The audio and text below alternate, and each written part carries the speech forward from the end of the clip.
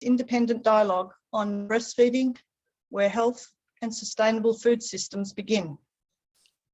I am Honorary Associate Professor Julie Smith from the Australian National University. Together with Alex Yellamo, Bindi Borg, Phil Baker and Naomi Hull, we've convened this event with support of the ANU Institute for Climate, Energy and Disaster Solutions, the ANU Gender Institute, BPNI FAN South Asia, the Australian Breastfeeding Association, WBTI Australia, and Alive and Thrive Southeast Asia. Today's food systems are contributing to several intersecting health and ecological crises of global concern. Many are calling for transformative, even radical change in the food system. The United Nations says its Food System Summit seeks to transform the way the world produces, consumes, and thinks about food. However, many question what this really means and where the mother-child breastfeeding dyad, breast milk, and human rights fits within that food systems transformation agenda. This dialogue is about how and why breastfeeding is where healthy and sustainable food systems really begin, and the challenges to be addressed for this to become the universal social norm, as well as the biological norm for all human infants and young children. The first challenge is to acknowledge the importance of breastfeeding as the first food system and highlight the urgent need to invest societal resources in enabling women to establish and maintain it. A second key challenge is addressing the gender inequities and discrimination against women workers that arise from inadequate systems for maternity protection and social services such as childcare. A third key challenge is to end pervasive and systemic influence of corporations and marketing in undermining breastfeeding at multiple levels in families, in communities, in healthcare systems, and in policy making. The objectives of tonight's dialogue are to, firstly, bring together diverse groups to share transformative ideas and positions on breastfeeding as foundational to sustainable food system thinking and action. We take the right to breastfeed as a guiding principle to identify the most powerful levers for generating systems-wide change. Secondly, we aim to increase awareness and understanding of the pivotal role of breastfeeding as the most sustainable, localised and normative food system for delivering food security and nutrition to infants and young children, and for the reproductive health rights of the mother. And thirdly, we hope to build alliances and see how we can align actions to protect, promote and support breastfeeding, including across the 5 action tracks of the United Nations Food System Summit, by investing in women as food producers with breastfeeding as the first food. Before we begin, I will note that this meeting is being hosted at the ANU on the traditional lands of the Ngunnawal and Ngambri people. The Indigenous women of Australia have been working, living, birthing, breastfeeding and raising children successfully on this country for between 50,000 and 120,000 years. Women usually provide the staple food supply, and their maternal function as child rearers was highly valued. Their skills and knowledge about infant and young child feeding, including breastfeeding and safe complementary feeding, have been key to their health and survival in the Australian environment. Breastfeeding was their first food system, but has been badly disrupted by colonisation, so that Indigenous women and children are now less likely to breastfeed than non-Indigenous children in Australia. I would like us to acknowledge and celebrate the first Australians on whose lands the Australian National University sits, and pay our respects to the elders of the Ngambri and the Ngunnawal people, past, present and emergent. We look forward to listening and amplifying the voices of Indigenous peoples everywhere in our dialogue tonight. A few reminders before we start. Please put your video or audio settings on mute if it isn't already, so that background noise doesn't disturb us all. Feel free to introduce yourself and your organisation in the chat. This helps our documentation of the event. Remember that we're recording, so you can view it later if you need to step out. Please keep chat comments positive, constructive, kind, not confrontational. This is a dialogue, not a debate. Also, feel free to Twitter away using the hashtags and handles in the slide. We use these so our discussions are captured well in the global conversation.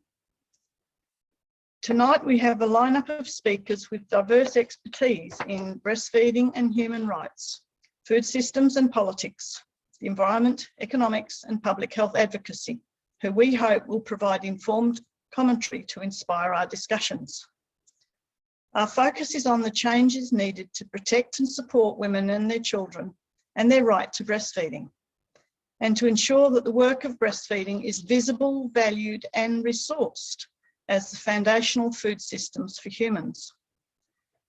Firstly, we are expecting Professor Penny Van Estrik to deliver the opening remarks on human rights and breastfeeding cultures and what shapes them.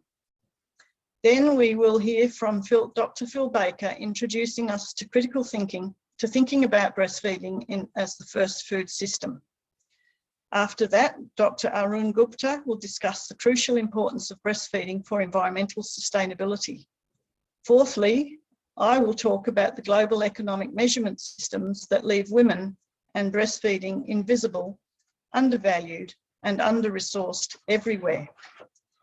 Dr. Vandana Prasad will then talk about the challenges of resourcing breastfeeding and women's resilience in food production systems, about how to avoid upscaling nutrition that downscales the investment task onto the most marginalised women and communities. Please do read the brief biographies for our presenters, which are available on the registration website. Following the presentations, we'll break into online groups to have facilitated dialogues on, firstly, the strengths, opportunities, risks and challenges of framing breastfeeding in terms of food systems, and secondly, to identify strategies to ensure that breastfeeding, breast milk and human rights are integral to future food systems thinking, research and action. Alex Yelamo will lead us into the group breakout session. We plan to close at around 10 p.m. after hearing reports briefly from the group. So at this point, we were planning to hand over to Professor Penny Van Estrik for the opening remarks, but there have been some technical difficulties, and so we're going to go straight over to Phil Baker, Dr. Phil Baker. I'll introduce Phil. Dr. Phil Baker is a lecturer in human nutrition and a research fellow at the Institute for Physical Nutrition and Physical Activity and Nutrition at Deakin University in Melbourne, Australia. He has a PhD from the National Centre for Epidemiology and Population Health, the Australian National University. His research focuses on understanding the drivers and dynamics of global food systems, including the power of transnational corporations and understanding of the determinants of worldwide changes in infant and young child nutrition. He's currently leading a large multi-country study funded by the World Health Organization on the political economy of first food systems. Dr. Baker teaches high enrolling units on food policy and regulation and international nutrition and supervises 6 PhD students on related topics. Over to you, Phil. I'll just have to stop sharing here. Thank you so much, Julie. I'll just share my presentation. Are you now able to see my slides?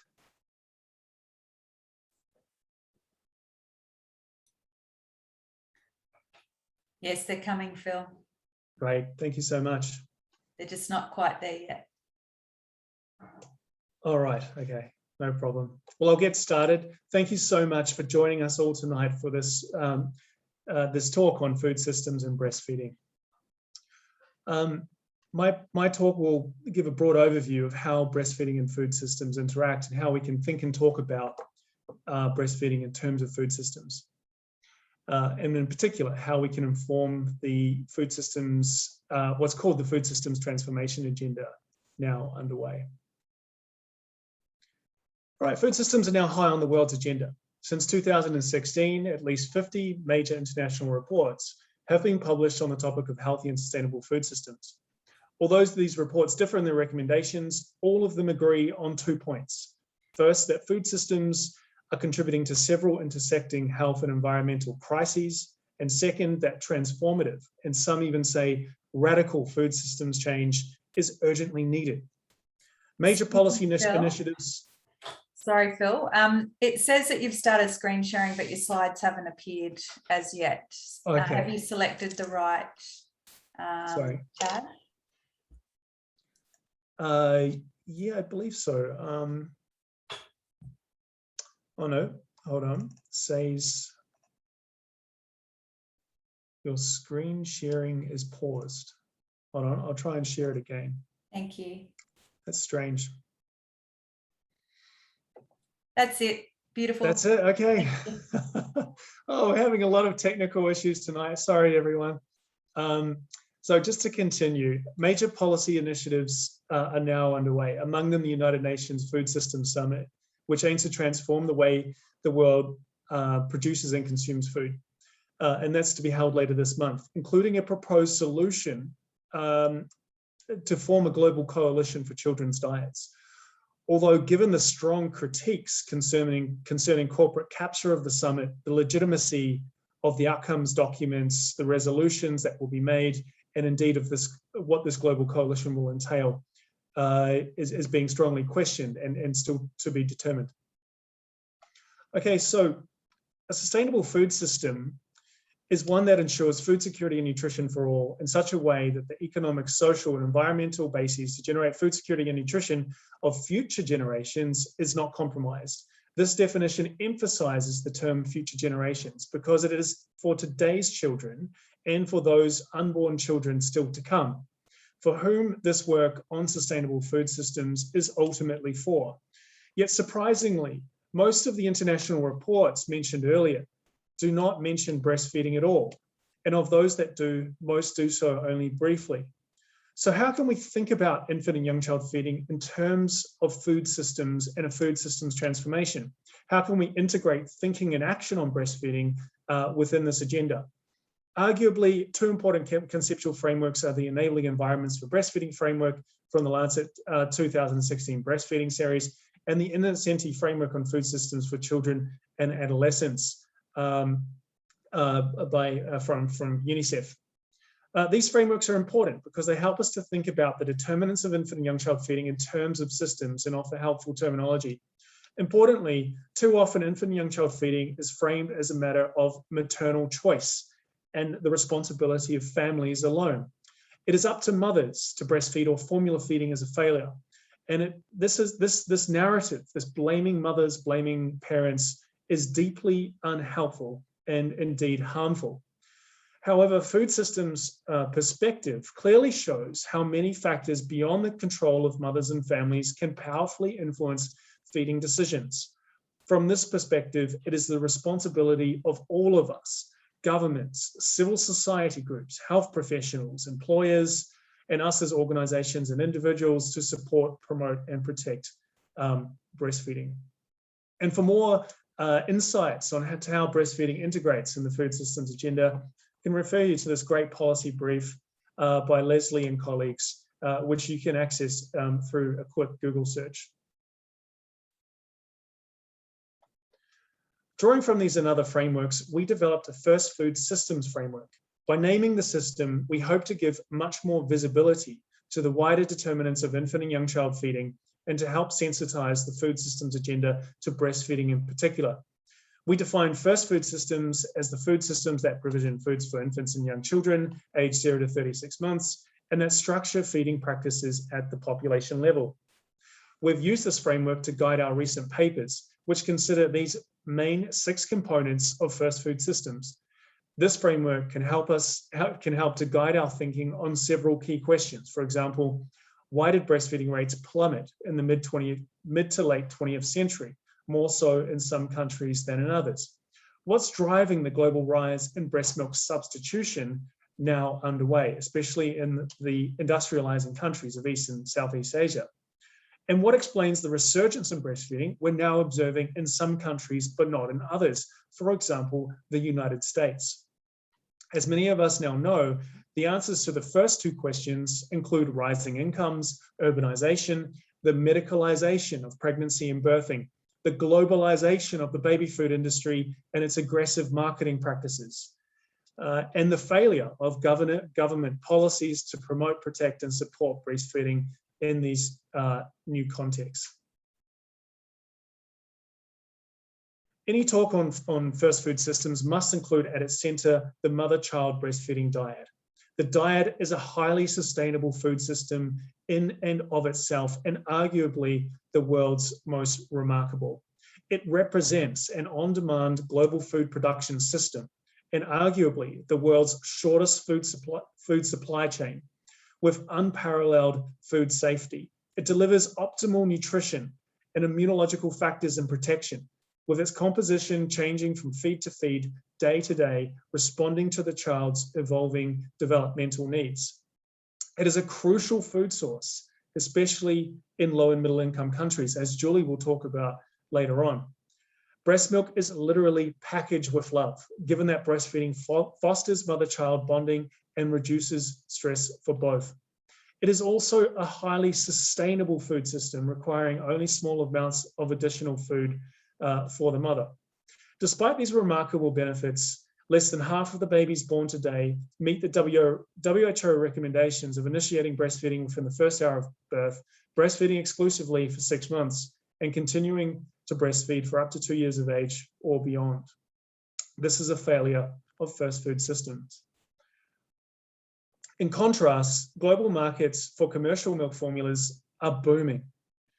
Commercial milk formulas were invented in the 1860s to feed the very small proportion of infants unable to breastfeed, quickly displacing wet nursing, which was a widely practiced and regulated profession in many countries at the time. In our recent work, we show how these products have since become a mass-produced consumer good available on a global scale. And arguably, this represents the displacement of the mother-child breastfeeding diet as the biological first food supply chain with commercial supply chains. We question whether this transition to higher formula diets is unprecedented in the scale of change underway, given that this rising consumption is occurring in highly populated middle-income countries. We also find very wide variations in the levels of commercial milk formula consumption across regions and countries at similar levels of economic and social development. The transition to higher formula diets is therefore not at all inevitable, but rather reflects differences in first food systems across countries. So what are the implications for sustainable food systems? The health implications are well known. Since at least the early 1900s, baby bottle syndrome, or a cycle of diarrhea, dehydration, and malnutrition from artificial feeding has been reported. Not breastfeeding increases the child's risk of infection or cause mortality, obesity, and type 2 diabetes in later life. And for the mother, the risks of certain types of reproductive cancers and type 2 diabetes. There are also significant implications for food security, sustainable economic development, and of course the environment, which I know others will touch on later as well. But I would like to make a key point here. WHO has long recognized that follow-up formulas, including toddler milks, are unnecessary and unsuitable as breast milk substitutes. Therefore, the huge rise in the production of these products wastes valuable resources, and ultimately we must question the role of these products in any future sustainable food system. Now, I would like to raise this question for the audience tonight. The narrative we're hearing at the moment is to transform food systems for health and sustainability. Our group at Deakin has been asking this question. Well, what then does it mean to transform a food system? So one way we often think about intervening is through this linear input-output model. We intervene, we change a policy, and we generate some kind of outcome. This does not consider how interventions work in from a systems perspective. From a systems perspective, there is no linear input-output. The relationships between variables in a system are multifactorial, dynamic, non-linear. There are lots of feedback loops.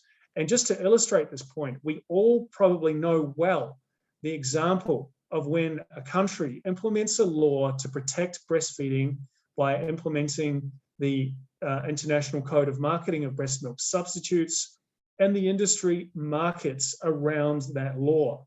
This is an adaptive behavior in a complex system.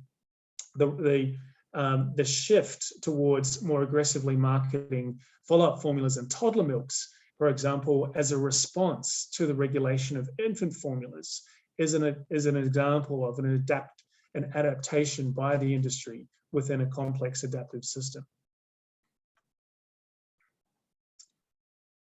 Now, the other way to think about transforming a system is this using this concept of leverage points. Now, when we often think about intervening to protect, promote, and support breastfeeding, we often turn to a menu list of policy options. Now, these interventions that we can talk about actually fundamentally differ in how powerful their effect will be on the system. So how do we think about interventions in terms of leverage points? And what are the most powerful leverage points for changing systems in their totality? Well, this pyramid here, from paradigms to system elements, considers interventions from low to high impact. At the top of the pyramid are paradigmatic changing interventions. These are truly transformative interventions. Here we can talk about paradigms as the mental models, the values, the belief systems, the ideologies that permeate the system from which everything else flows, right? For example, if we are to prioritize the rights of mothers, infants, and children over corporate profits and trade, moving away from a purely biomedical paradigm of training health professionals, or making women's work, including breastfeeding, visible and valued in economic decision-making, as Julie will talk about later. These are deeply transformative shifts that have an influence on the goals of the system. What are the objectives? One of the paradigms that we often talk about in global nutrition is neoliberalism, the prioritization of markets and trade, free markets and so on, often to the neglect of human rights. So this is a question of, what are the goals of the system? Are the goals of the system to simply facilitate trade and profit and market growth, or do they need to be counterpoised or balanced against those rights of mothers, infants, and children? Underneath these transformative changes, we can talk about things like system structures. And these are things that we're probably already very familiar with, but these are more about reforming the system, establishing a national breastfeeding governance and policy framework, firewalling governance and policy processes from the baby food industry lobbyists, and establishing national monitoring and enforcement systems are an example of feedback loops. We implement policies or breastfeeding protection laws, we monitor them and enforce them. And as we enforce them, that sends signals throughout the rest of the system, these feedback loops, which change behavior. And finally, at the very bottom, we can talk about system elements. And this is what we talk about in terms of simply adjusting the system. These are things like removing free and low-cost formula samples from hospitals, banning labels that compare formula with breast milk, or mass media campaigns to promote breastfeeding. These are the singular actions that work on singular system elements that have the least transformative effect. But if we do lots of them together, they can have important effects in and of themselves. Okay, so just to give you some examples.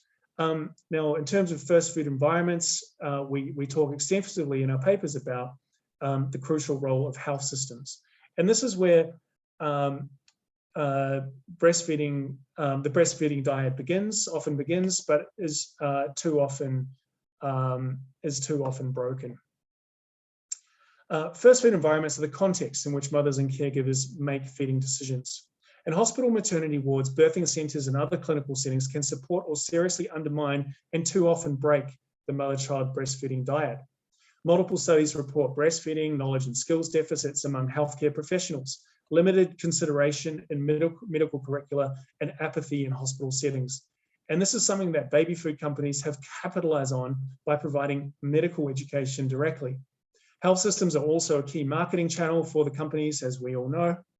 And when health professionals are trained only under a biomedical paradigm, not under a social paradigm of infant and young child feeding, these things become absolutely possible. Now, the Baby Friendly Hospital Initiative has had a very positive effect on breastfeeding rates, yet worldwide, just 10% of infants are born in baby-friendly hospitals. And this in itself represents a major potential structural intervention for transforming first food systems if it is adequately funded and implemented. And this is a key question. How do we massively increase resources for these types of structural interventions in our health systems? In the context of absent or ineffective maternity protection and breastfeeding supportive workplaces, the choice to formula feed or breastfeed is not a true choice. Formula feeding is the only choice if the alternative is a loss of employment and income. The vast majority of mothers worldwide lack basic maternity protection, especially in countries with large informal sectors. Another major challenge concerns how we value mothers' work, and this is something that Julie will talk about later, including the immense value they provide society by breastfeeding. National accounting systems and economic output measures are strongly biased when they include the value of things like commercial milk formulas in gross domestic product, but exclude the value of breastfeeding and women's caring work from those same statistics. This renders mothers' work invisible to economic decision makers. Hence, we have no goals to support this. Again, this really questions the structural, the goals, the paradigm that underpins the system. The aggressive marketing and promotion of breast milk substitutes is a dominant feature of first food environments nearly everywhere. Marketing shifts social norms and attitudes throughout the system about what infant and young child feeding practices are considered normal, acceptable, and socially desirable. And this at least partly explains how and why societies shift from supportive breastfeeding cultures to those conducive to formula feeding. And these are some of the dominant strategies used in those marketing practices. And we all know so well that implementing the code is a way for governments, for countries to reclaim first food environments and to protect, promote, and support breastfeeding. However, the vast majority of countries in the world are simply nowhere near close enough to doing so. However, when we talk about the this question of implementing the code, we're really talking about the structural and system elements and feedback loops. We're not talking about some of the more structural, more upstream structural determinants.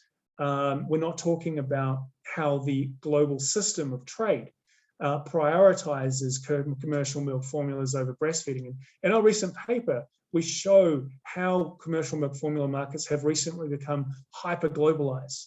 So this then shows, for example, how using strategies or adopting strategies to keep the formula industry, the baby food industry, out of your country in the first place is perhaps an important intervention, and not just doing things like implementing the code. The other way to think about systems, and when we talk about structural interventions and systems, we talk about the power of different actors and interests within the system. This figure is from our recent paper showing the network of corporate-funded lobby groups that the baby food industry coordinates globally to influence policy and regulatory environments, especially in relation to milk formula marketing. Arguably, it is this network that represents a major impediment to worldwide implementation of the code, and taking action to firewall participation of these groups from national and international policy processes could be an extremely important structural intervention in first food systems. In other recent papers, we show how governments representing the industry, in particular the United States, the European Union, Australia, and New Zealand, have represented the interests of the industry in the World Trade Organization, challenging other governments when they implement measures to implement the code. We also see that industry is heavily represented in the delegations, the member state delegations to Codex Alimentarius Commission, the UN food regulator, and that governments are citing Codex standards in the WTO to support their interventions against other governments. So there is this, again, this structural question of how do we firewall these processes? How do we prioritize the rights of children, of mothers in these high-level global processes like the WTO and in Codex? The power of evidence-based advocacy to generate the necessary political will to enact legislation and policies to protect, promote, and support breastfeeding is also crucial. Massively increasing leadership, financing, and support for breastfeeding coalitions and advocacy is in of itself an important structural approach to transforming food systems. Mothers are in and of themselves an incredible force for transformative first food systems change. And recently I've been working with colleagues in the Philippines, which I believe currently holds the Guinness World Record for the largest mass breastfeeding event and has among the world's most active civil society for breastfeeding and resisting industry influence. For those of you who attended the World Breastfeeding Congress in 2019, you will remember the hundreds of mothers and children at the mass breastfeeding event in Rio de Janeiro and the visibility and energy that generated in the country at the time. Strengthening peer-to-peer mother support groups and networks is also a potentially game-changing intervention. The resurgence in breastfeeding now underway in several countries is, at least to a significant extent, a reflection of mothers mobilizing and taking collective action for their rights and the rights of their children. Please let us stand with them and for them as we move this food systems transformation agenda forward. Thank you. Wow, thank you, Phil. As always, I'm blown away and learn every time from your presentation and insights. And that's a great way to introduce us to the topic of breastfeeding as a first food system.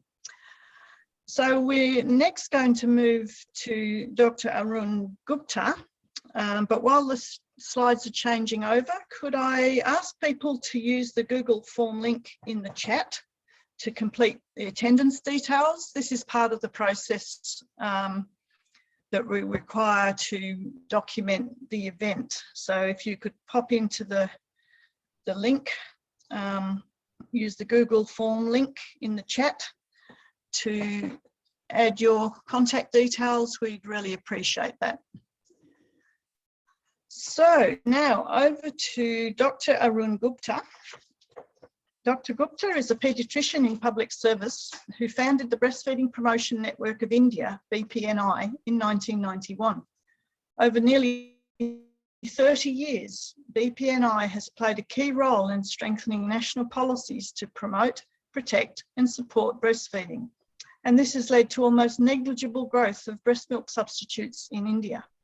He's also written extensively on child nutrition and conflicts of interest, and in 2015 convened Nutrition Advocacy in Public Interest, a group which works on issues like ultra-processed foods. Dr. Gupta has worked on policy analysis related to breastfeeding and complementary feeding.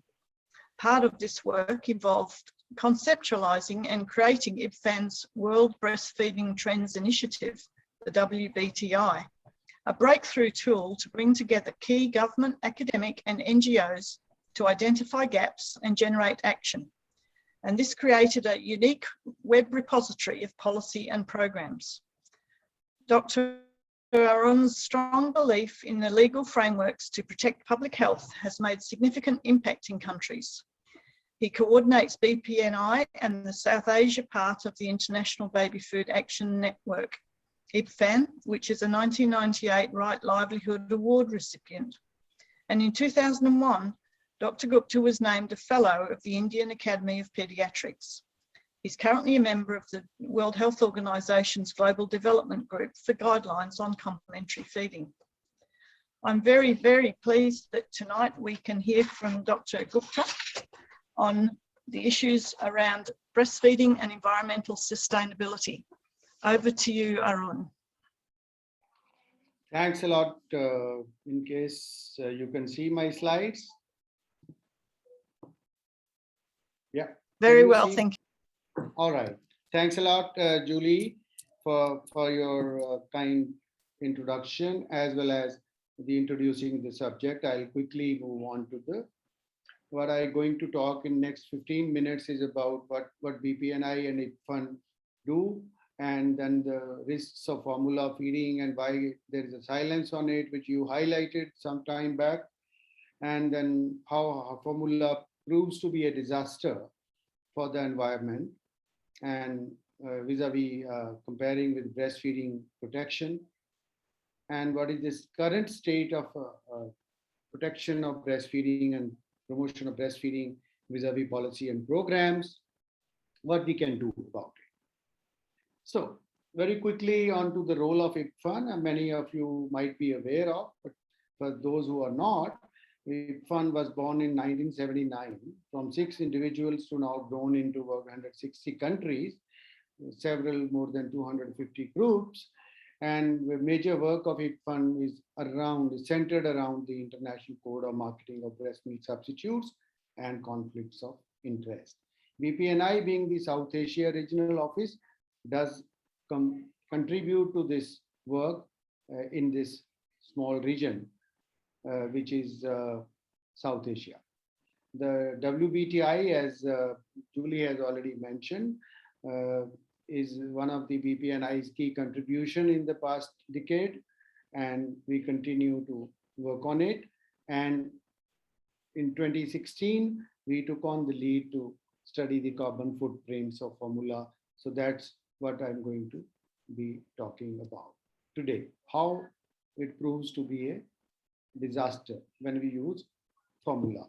The first of all, I am reminded of Julie Smith's paper published in 12 years back in 2009, which is very relevant. I mean, if you keep examining the titles of the studies, which continue to put breastfeeding on the top, no doubt, but many of the studies that they fail to put formula in their where it matters the most, where in the abstract or in the titles. And I think it was very rightly worded that people probably take it as a Voldemort in the Harry Potter novels, that people fear. Fear of what? We don't know, but people probably, this was a large study of 80 articles in which this was found that formula is not named. Okay, how breastfeeding protects the environment, I'm sure this audience is very well aware of it by fulfilling the rights of highest attainable standards of health as per the CRC. It almost guarantees the child's survival and healthy growth and development. It makes sound ecological sense, and it's like a tree which sustains the life. And formula does exactly the opposite, that probably written is unhealthy, which is ultra processed, it's not sustainable, and so on. One can continue to talk about it. I use these couple of documents which we did a study in 2016 on studying the carbon footprint in 6 countries of Asia Pacific region, and then start combining with the environmental impact, this document called Formula for Disaster, which we published next year, and using the editorial later 2019, BMJ published an editorial. There were several other articles also published by this time, and this small piece actually successfully gives a complete information on how and what is going on and where things are going wrong. So our result of the study, which I'm making it a bit more simpler here because of the time factor, I'm not getting into the details. So we use the ingredients contained in the formula or on the follow-on formula, standard infant formula, and then we calculated on a particular combinations and combined them as well as, and then we found that average emission of greenhouse gas emission from each category of formula is around 4 kg of carbon dioxide equivalent per kg, which is a little less for the standard formula, is about 3.95 and 4.04 for uh, uh, the toddlers or follow-on formula. Now, the total carbon footprint for calculation of this by about 4 kg comes to about 2.8 million tons in these 6 countries which we studied. And this is something which we calculated that it is equivalent to about 6 billion miles of car travel.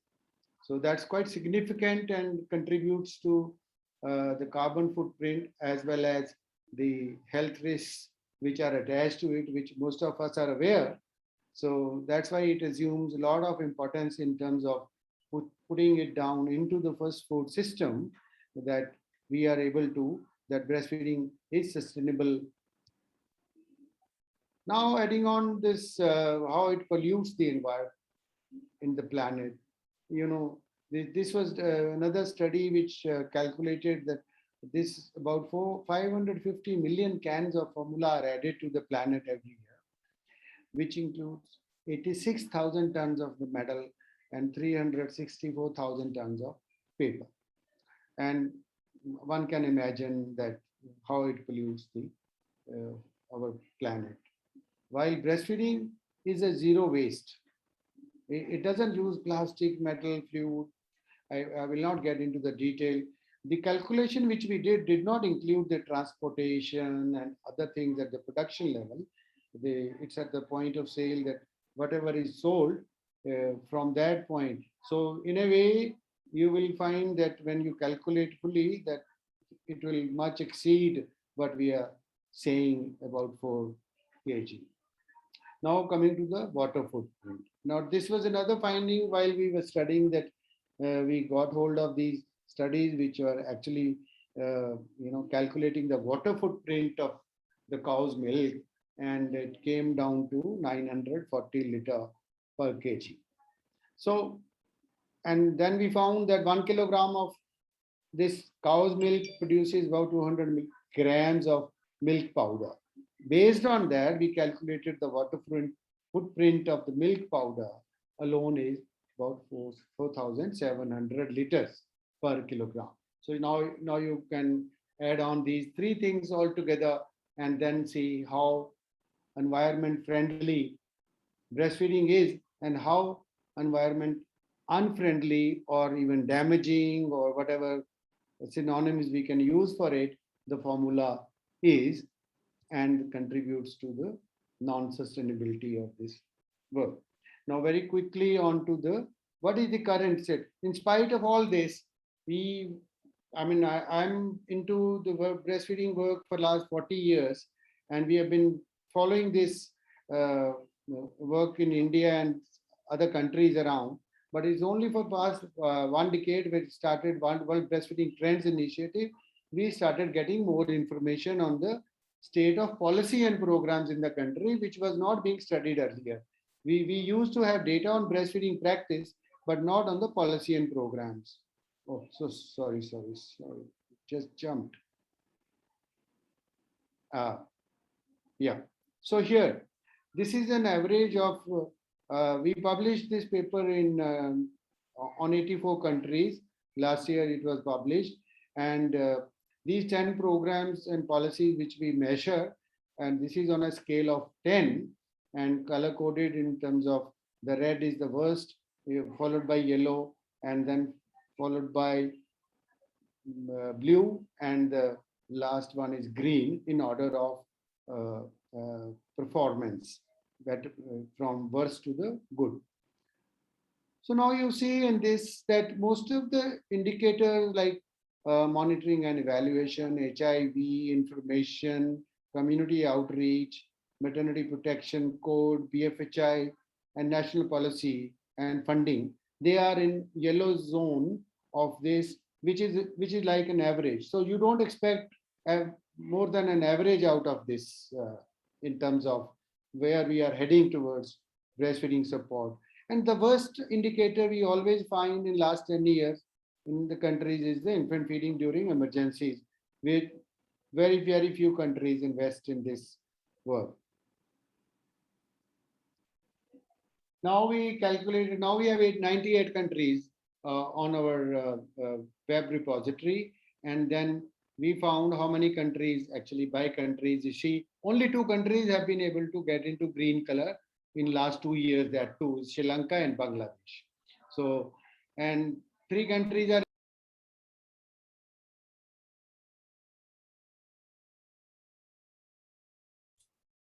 Arun, you've gone on to mute. Oh, I don't know why it happened. And then this is the, again showing majority of the countries are in the yellow zone and 40 countries are sitting in the blue zone. This is ranging from 60 to 90% of the score. So there's a wide range, no doubt, but there are some countries which can 10 to 15 countries, if they start working hard, it's very quickly can they transform into the green zone. Now, very quickly, from the international website of the Global Breastfeeding Collective, look at, again, see these 5 maps according to the colors from red to yellow to orange to green in terms of what the globally the countries are doing. Funding, dismal performance, code implementation, partially, yes, couple of few countries in green and a lot of countries in red. BFHI again, we got some gains early, but then it started sliding back. A lot of reds now. Paid maternity leave again, very few countries in green. Now, if the countries are monitoring it or not, that's the WBTI assessment in last 5 years. So we have almost 50% countries are getting it done. Now this is the result. Again, you get an average out of an average. So early breastfeeding. So these are from data from these 98 countries, and exclusive breastfeeding is less than 40%, and early breastfeeding is just about 55%. And bottle feeding is increasing, complementary feeding is 68%. Now, this is possible to increase. This is the data I'm showing from the evaluation which we did. Just 1 more minute I'll take. I know I'm going 1 minute ahead of my time. That these are the indicators which we measure, and except BFHI, it started showing improvement in the indicators in the last 10 years in these 10 countries who started repeating the assessment. So that's the point, is if you monitor and you look at your policy and programs, there is a possibility yet that you can improve also. But how do you do it? You need to get into these. These are my 4 recommendations. Count breastfeeding in the first food system, link with environment groups and talk more about the environment part. Funding is critical. I think there is a recommendation of $5 per child born and additional funds for maternity protection. That's the World Bank as well as the Global Collective recommends it. I think this is an important point. If this gets going, a World Health Assembly resolution, specific resolution for this should be put across so that advocacy is stronger to the countries. And research on environmental impact of formula at the national level. This can add to our advocacy. Thank you very much. That's what I wanted to say. And in case any questions, please write. I will try and answer them. Thanks a lot again, once again, for consuming a few more minutes.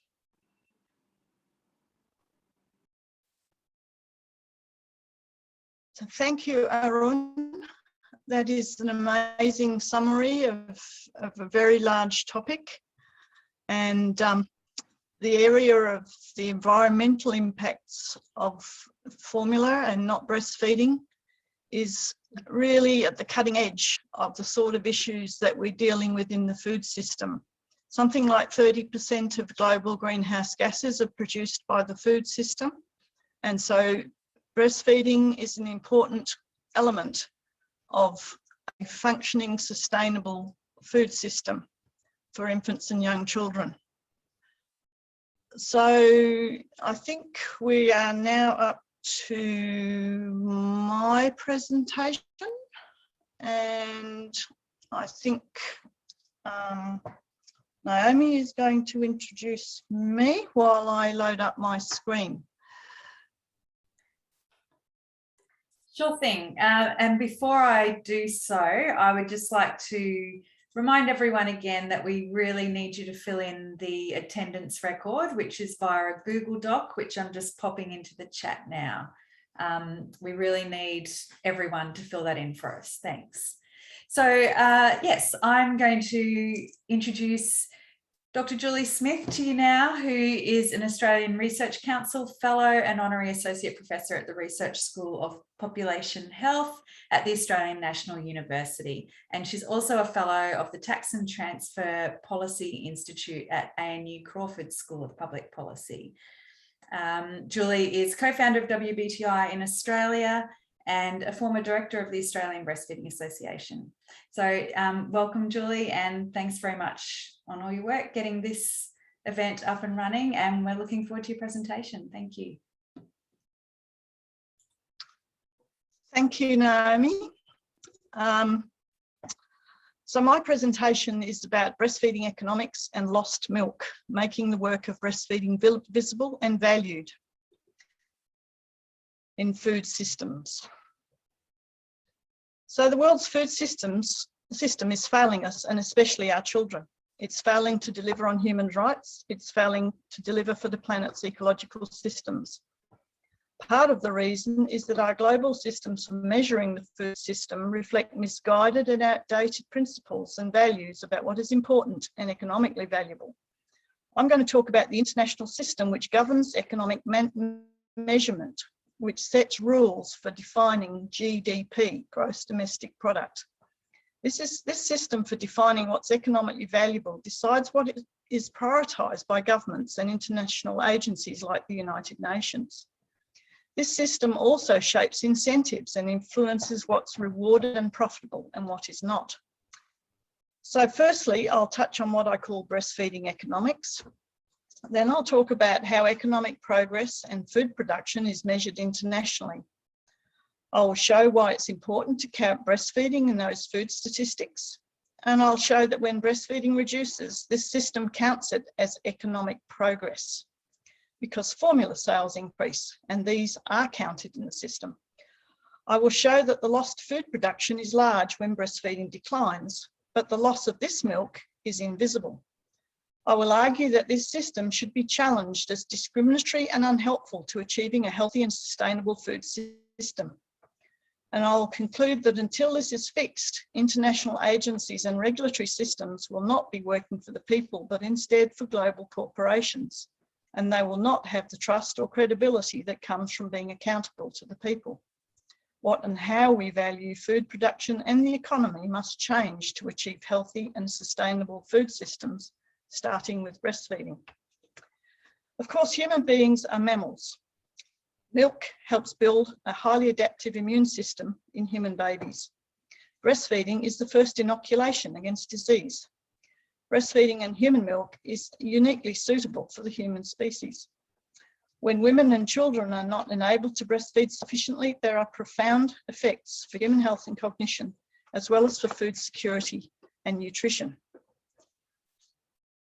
The health cost implications of cross-species nursing are large. Many people do not understand that formula milk is cow's milk, designed for a calf. There is immense research showing how the experiment of feeding human babies on cow's milk is hurting the health of women and children across the globe and across generations. We have epidemics of breast cancer in women, of childhood obesity, of diabetes, of allergies, and of diarrheal and respiratory diseases that kill millions of people, including around 1 million children, every year. There are also numerous studies showing cognitive losses in populations of children who are not breastfed that translates into invisible economic losses, including to future productivity and life opportunities for those children. In 2021, we have intersecting global crises in nutrition and ecological systems. This has come about in important part because we measure the wrong things as indicators of economic success, as indicators of the productivity of the global food system. By contrast, this system of measurement doesn't count as valuable many things that matter a lot. For example, it makes invisible what is contributed to the unmeasured, informal, or unpaid economy, inhabited disproportionately by women, children, and the poor or disenfranchised. These actors, in the jargon, have no visibility or voice in the current globalized, corporatized food system or in economic statistics, nor does the environment or animals. Importantly, this biased system for measuring value in production creates incentives and rewards which fail to economize and protect the planet and all its inhabitants, and in fact motivates and profits doing the opposite. 50 years ago, World Bank nutritionist Alan Berg remarked on the invisible losses of a valuable national resource. He talked about the poor countries of the world, but the crisis in infant feeding is a global one, and it is ongoing, as Phil demonstrated in the statistics that he presented earlier. A key global framework that is fueling these system-wide crises is the statistical system that defines the economy, the system of national accounting. Since the 1950s, the expansion of GDP is used as a measure of economic performance and development.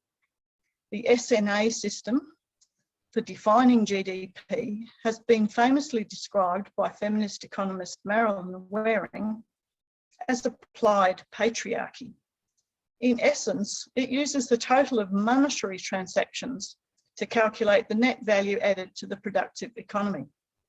Until 1953, when this system was introduced, some countries did count unmarketed production by household, such as subsistence agriculture or unpaid domestic work, in their economic statistics. But when the United Nations system of national accounting was adopted, these countries stopped doing so to fit the rules. This global statistical framework has contributed to the globalizing of cultural norms, policies and practices which prioritize expansion of market transactions and devalue and shrink the economically valuable but unpaid household production of food, including breastfeeding. This system for measuring the economy depletes women through hiding the unequal sharing of work burdens. Unpaid work measured by time use shows a value that is at least 40 to 50% of the size of GDP when its production is given a monetary value. Most of this work is done by women. GDP growth significantly overstates economic performance because the marketisation of economic activity is often just replacing what was previously done without payment. The OECD statistics' own research shows GDP growth has been overstated by as much as 1.8 percentage points a year in major countries such as the US, the UK and Canada in recent decades, because non-marketed production by households, such as unpaid childcare, wasn't previously counted, but when it became marketised, it is then counted as economic growth. Reform to the United Nations system of national accounting is underway, but is long overdue. So why would we want to count breastfeeding in food and economic statistics? At the meeting of the national statisticians in Korea in 2017, where I presented a paper, Martine Durand, the OECD's chief statistician, asked me this question in genuine puzzlement. Why would you? It's about a mother's love, not money. My answer was that this invisibility affects its perceived importance, and so it affects the policy priorities and the budgets and the resourcing of what women do. An important and influential review of how economic progress should be measured was commissioned by the French president after the global financial crisis caused so much harm. It was conducted by 2 Nobel Prize winners in economics and is influential on how we should measure the economy. The agenda was called Beyond GDP. They warned that what we measure affects what we do, and if our measurements are flawed, decisions may be distorted. The Stiglitz-Sen Fitoussi review said mother's milk exemplified the major biases in how we measure material well-being. Omitting this food commodity from core GDP has major consequences. There is a serious omission in the valuation of home-produced goods, the value of breast milk. This is clearly within the system of national accounts production boundary, is quantitatively non-trivial, and also has important implications for public policy and child and maternal health. Some changes are now being discussed at these high-level forums, and including time use accounting. Importantly, we have one foot in the door for breastfeeding. They're talking about it, and it's clear that all mother's milk production should be counted in GDP under the existing rules. So I'm now going to show you some figures on the amount and value of milk that mothers produce and how much is lost because we don't protect it and we don't value it. Here you see the massive decline in breastfeeding that occurred around the world during industrialisation over the last 150 years. The graph is for Australia and Norway, but this occurred in many countries and the pattern is being repeated today. Over this century and a half of industrialisation and globalisation of production and trade, children even in Norway were 3 times more likely to die if they were not breastfed. This happens not because women decided en masse not to breastfeed or because of some medical mass mammary malfunction.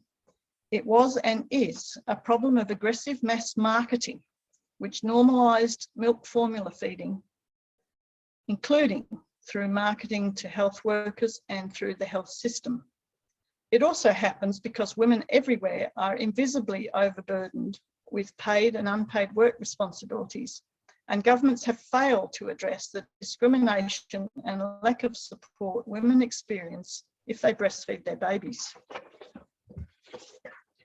Here I show you some figures from a recent study which I presented at the National Statisticians Conference last month. I estimated the quantities and monetary values of mother's milk at key points during the 20th century in Norway and Australia. In Norway, the country's food statistics count mother's milk as part of the food supply. The last figures in the final column of the table of around 10 million litres a year come from Norway's estimates of the country's mother's milk production. I use the same method. This involves combining figures for the number of infants and young children aged 0 to 24 months, the estimated daily milk intake of a breastfed child, and the prevalence of breastfeeding at each month of age. These calculations show that the amount of lost milk has been large, even in high-income countries with quite high breastfeeding rates. Over the decade and a half from the 1950s, nearly 70 to 90% of these countries' biological production capacity was lost each year. So that biological production capacity is if 95% of women optimally breastfed exclusively to 6 months and through to 2 years and beyond as recommended by the WHO. It's also possible to put a monetary valuation on these figures. National statistical agencies already do something like this to put a value on non-marketed production of food, such as eggs or milk or other foods produced and consumed at home in backyard vegetable gardens or in farm households. So, for example, you can see in this table that milk banks typically price human milk at around $100 a litre, $5 an ounce. Women also get paid in some countries to breastfeed other mothers' babies, and their wages can be used to put a value on the milk they provide. Private buyers purchase mother's milk at prices of around $30 to $70 a litre, $1 to $2 an ounce, such as was happening in 2017 in Cambodia, or happens online.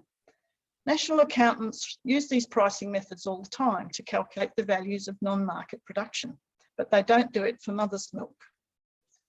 So let's see what the picture looks like when mother's production of breast milk is measured and valued as if it were counted in GDP. If you look at how much milk has been produced over time and how this compares with GDP, it is also very revealing. The value of milk production in relation to GDP has dramatically declined since the 1850s in Norway, which is where we have the statistics on breastfeeding, but it's still enough to affect GDP growth in these high-income countries. In the 1990s, other scholars have estimated that in sub-Saharan Africa, even priced at $1 per litre instead of 100, the value of milk produced in Mali equated to 5% of GDP, and in Senegal, around 2% of GDP. I'm currently collaborating with Alive and Thrive South Asia to develop a lost mother's milk measurement tool. We expect it will be launched in 2022 for improved policy visibility and awareness of the importance of breastfeeding to countries' food system and economy. Using a prototype version, as you can see here, we find that around 191 million litres of milk a year is estimated to be produced each year in Nepal, around 95% of the biologically feasible levels. The value of this production at current milk bank prices is $19 billion a year. GDP in Nepal was measured at around $35 billion a year. So mother's milk produced in Nepal would be over half the value of GDP if Nepal needed to buy it. When we look at this globally, as I did for the 2012 meeting of national statisticians, we see that 23.3 billion litres a year of milk is produced by the world's mothers, packaged sustainably and with nurturing care. We can't take this for granted. What happens to human and planetary health if this invisible production is lost because of overriding profit incentives in the marketised, globalised food system? At present, GDP shows a decline if more babies are breastfed and a rise if commercial baby foods displace breastfeeding. These, we said, my colleague who's a national accountant, formerly in the Australian Bureau of Statistics, these, we wrote, are ridiculous results and severely undermine the credibility of GDP estimates and other economic data. So, to conclude, the invisibility of breastfeeding in our food system is part of an institutionalised global measurement system which spreads a culture of undervaluing women's economic contributions and overvaluing many harmful activities. This results in lack of resources and economic injustice for women and children, as well as other harms. In effect, women pay for the many nutritional and public health benefits of breastfeeding by investing their time, their energy and their skills in breastfeeding at their own expense. But meanwhile, others fail their duty to invest in realising the human rights of women in our food, health and economic system. Bold and wide-ranging action is needed to preserve this crucial global food resource. We need to measure what matters and stop counting milk formula production as valuable while not counting breastfeeding at all.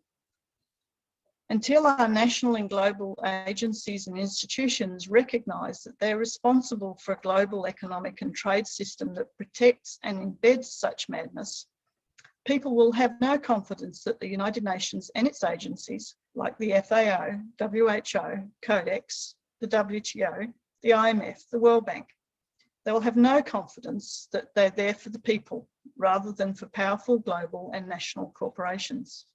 The expansion of formula sales is actually an indicator not of economic progress, but of our society's failure to provide fair and equal resources for women and children, and especially the poor, and the failure to measure the health, developmental and environmental costs of not breastfeeding. So making mother's milk visible in economic statistics and food balance sheets can raise policy priority for protecting breastfeeding and resourcing women, such as through social protections and other key investments. It therefore could progress not only sustainability and economic well-being, but also human rights, as well as greater equity in child health, gender and society. Thank you.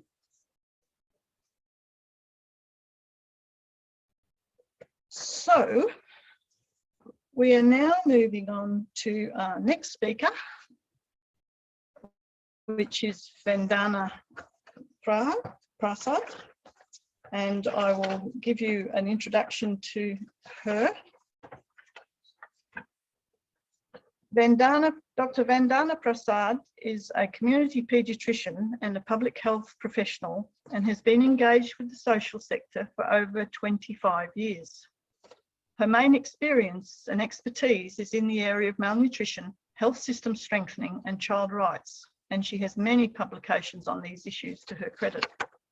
She's been a joint national convener of the People's Health Movement in India and an active member of the Right to Food campaign. Dr. Prasad has also served the Government of India as member Child Health, National Commission for Protection of Child Rights. She's the founding secretary of the Public Health Resource Network and has also contributed as its ED from time to time. She's been the national convener for over 10 years from inception until 2020. Dr. Prasad has been leading models for community-based management of malnutrition and participatory learning and action with women's groups in tribal and rural communities, along with research and documentation as part of her organisational work as technical lead. I'm very pleased that we're able to bring to you tonight the insights of Dr. Vandana Prasad on breastfeeding as a resilient food security system. Thanks very much, Julie, for that very generous introduction. I hope I'm audible as well as visible on the screen.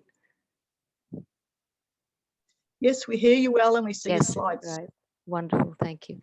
So I was invited by the organizers to speak about breastfeeding as a resilient food security system, and that's what we're going to explore during this presentation.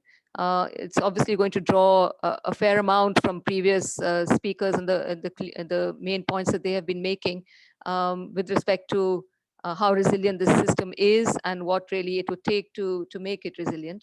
So I'm just going to take you through this. Just a few disclaimers that it's obviously this presentation is a little partisan to the global south, which is appropriate because I think that the major difficulties for achieving breastfeeding, universal breastfeeding in the way that we want it, obviously lies in the global south. It's also the largest naive global market for breast milk substitutes and so on, and also possibly, as I said, it's a naive market, so possibly the most unregulated space for all the issues that the previous speakers have been highlighting with respect to the bottlenecks and challenges to breastfeeding. So yes, so I think the concept of resilience is quite interesting and important.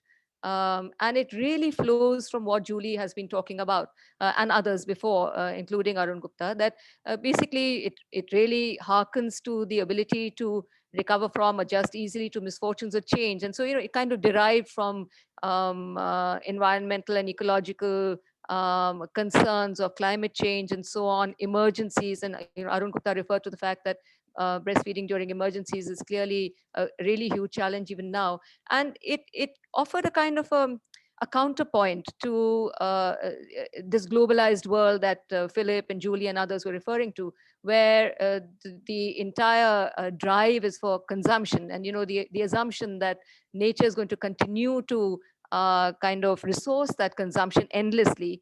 And so it's been a very important kind of counterpoint to all these issues of globalization that we've been talking about. And some of the key, components of this are very, very important to us when we talk about breastfeeding. And, as I go on, I'm going to dilate on these a little, that it is supportive of sustainable, community-based, decentralized, flexible approaches as compared to this globalized world where, the market tries to homogenize and decisions are taken very far from, local communities and so on and so forth. So resilience becomes a problem. So it's really hearkening to some of these principles that are very important for us. And another thing that caught my attention when I was reading about resilience was that it avoids pushing problems upscale, and so therefore really talks about local solutions and so on.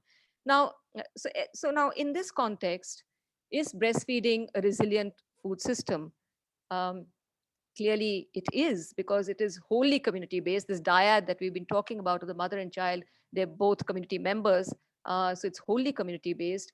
It is ecologically and environmentally friendly, as Arun Gupta pointed out. It is cost effective. Not only is it cost effective, it is, it contributes to the economy hugely, as Julie pointed out, and it is not dependent on markets, as Philip and others were talking about. So you don't, if you're in an emergency, for instance, if you're in a situation of flood, or you've been caught in a situation where you're cut off from the globalized world, you're not really dependent on the market, you're not dependent on roadways and so on. And people would say it's universally accessible because the mother is available and it's sustainable. Now, here is where some problems do come up, in my view, because I would say it's only universally potentially accessible and sustainable. And why is that? That's because this entire system that, we're referring to a system, but actually the system is just one human being in the context that I'm referring to, which is, where the problems lie, that it depends almost entirely upon the status of time, energy, health, nutrition, and the general availability of women. So the system, the current default system, is a solitary breastfeeding woman. And this is really the thesis of my entire presentation. So Julie mentioned women's unpaid care work, and also the problems with paid work. And there's not much research done about it, especially in the global south, but I did find some, and I'm just kind of referring to some of the data that I got from there. So Julie referred to this from the point of view of not counting how much women actually contribute. Whereas what I'm going to say is how much this makes a difference to breastfeeding itself, breastfeeding per se. So if you look at it, I mean, and these are, really, we know this, and especially women know this. I notice a lot in the chat box about how women have gone through their own pregnancies and breastfeeding, periods. And so we know this. I think this doesn't need to be stated, except that, the politics of it is still very, very hegemonous. So women perform 76.2% of the total amount of unpaid care work. And this is 3.2 times more than men do. And obviously breastfeeding is not something that men can currently do, perhaps in the near future. Only 40% reported any substantial changes in that, in unpaid care work in the first 3 months after childbirth. And obviously this, this has implications upon breastfeeding. Childcare took up the bulk of women's time. So you can look at it, it's about 14 hours a day across the 4 countries that were studied. I've given the details of the countries above. There were 4 countries in one study and 90 countries in the ILO study. And 31% reported giving up childcare in order to be able to engage in paid work because they simply could not afford to stay off work. And the paid work itself suffers, as I think all of us have seen in our own lives, that it obviously affects careers, it affects pay, it affects opportunities in paid work. 47% found care of children to be the hardest task to combine along with their paid work. And, so women are tired, there's no energy. And so where do you fit in breastfeeding in all of this? And the lack of public services significantly was the most important factor for more than 90% of women who were interviewed that contributed to the drudgery of their care work. And up to 90% had no access to childcare. So really, consider this, that it's this context that breastfeeding has to be carved out of. There are only 24 hours in a day. This is what women do. And breastfeeding, say exclusive breastfeeding in the early weeks of a child's existence would take just breastfeeding alone, a minimum of 4 hours a day. So, where are these 4 hours is really the big question that we need to ask. So in times of support, what do we see? So this is from the ILO study. These are in percentages, and you can see if you look at the first column, it's maternity protection and then ECCE services, which are really proxy for childcare services. So if you look at them, they're fairly dismal, and especially across Asia and the Pacific and Africa, really very dismal rates. Look at childcare, just 4% in the African countries, and yet workforce participation, which is undercounted, as Julie said, it's hugely undercounted, is still very high at 41 and 59%. So these are women working despite very low maternity protection, hardly any getting maternity leave and so on, and even lower childcare services, availability of childcare services. So this is just to say that support, social support, economic support, and so on is really very problematic. So now this is where the problem of resilience comes in, that when we speak of resilience without the kind of systemic support and adequate investments, and we've seen that they're inadequate, then really it's in some sense, that's a problem for activists like me. It's in some sense, it's saying, women, you survive, so carry on surviving. and we're not really interested in changing the situation. So resilience itself becomes kind of a problematic for those communities and those peoples who have suffered historical social injustice and continue to do so. I mean, these investments have not been made for decades and decades and decades, and God knows when they're going to come up. So to speak in terms of resilience really is to go against basic tenets of human rights, and really needs to be reconsidered in this framework of very chronic kind of marginalization.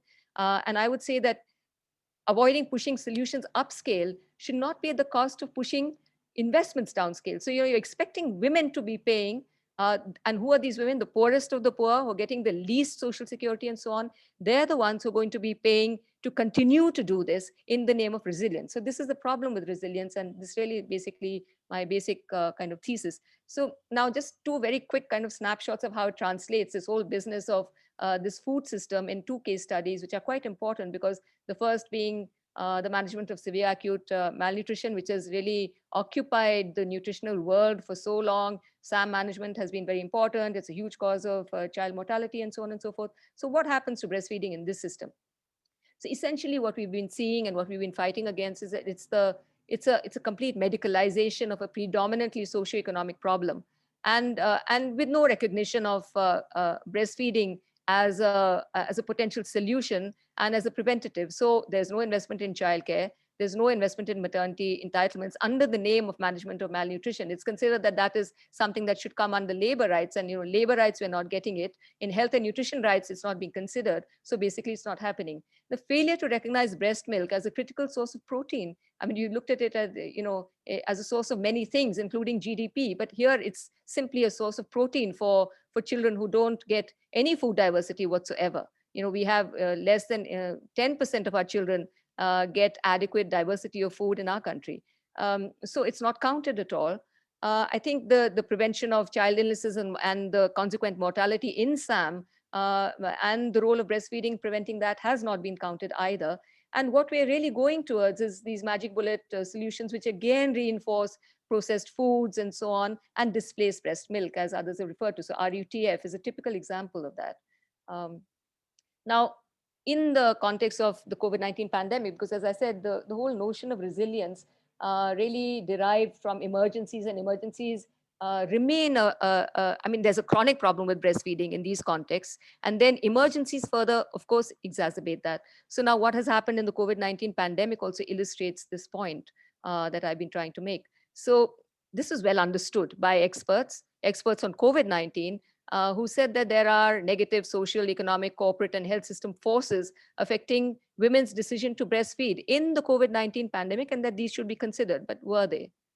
So we could see that, in what were the social and economic factors? There was lockdown, there was increased domestic and childcare responsibilities, and all kinds of care responsibilities, including the caring for people who got sick from COVID-19 itself, and all that really fell upon women. There was a huge lack of information on the safety of breastfeeding during this pandemic, and a surfeit of misinformation, actually, which again reinforced the notion that women should stop breastfeeding and start bottle feeding and so on. And the increase in the informal wage work due to loss of very, very significant losses of family income. Now, where the health systems were concerned, again, not taking these things into account sufficiently, because we did continue to separate women who got infected by COVID-19 and their babies for quite some time. Then there were some directives in our country to say that they should be housed together. But for a long time, that was not the case. There was an initial refusal of vaccination to lactating mothers. Again, there was a complete disruption of community level enabling environments like postnatal counseling, prenatal and antenatal checkups, because there was lockdown and the normal health systems were not functioning. And so breastfeeding obviously suffered. And again, the government didn't bother really to disseminate key messages adequately about the safety, security, and the desirability of breastfeeding during the pandemic. And commercial, we all know this happens in every emergency, free supplies, without regulation, and the administration, district administration standing by and allowing this to happen. promising baby food and so on. And this is very typical, and this is very kind of routine for us. And BPNI keeps kind of taking up these issues continuously. So in essence, really what we're saying is, and again, it's very self-evident. I'm sorry to be saying something that sounds so obvious, but the fact is it's not happening. And there is a whole political economy that stands against it. And there's a whole politics of, I think women's work and women's labor that is standing against women being able or enabled to breastfeed as a right if they choose to do so. So I think that what we're really asking for and demanding is that we ratify the Universal Maternity Protection Convention of the ILO. And you can see that only 34 out of 195 countries have ratified it at all. Asia and Pacific, 0. So, that's what I'm speaking from. Universal availability of childcare services, which we saw were really very highly inadequate. And those should be on, on work sites so that they can enable breastfeeding and continue breastfeeding and so on. Child budgeting, I think we have embarked upon gender budgeting in many countries, but I think that to do so specifically from the point of view of child health and nutrition, child budgeting would help us with major enhancements to both in terms of resources, clear SOPs for breastfeeding in COVID-19 and all emergencies.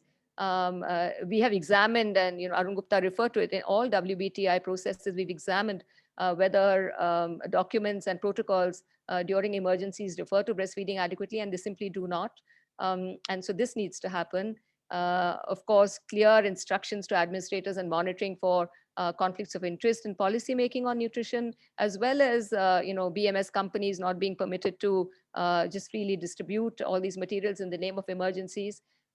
Definitely, we need much more research on unpaid care work with specific contributions of breastfeeding to that, because even these studies, the few studies that we have, they basically breastfeeding is just a very small component of measurement in that. And I think we definitely need to understand much more how much time women spend breastfeeding and so on, and what the challenges to them are.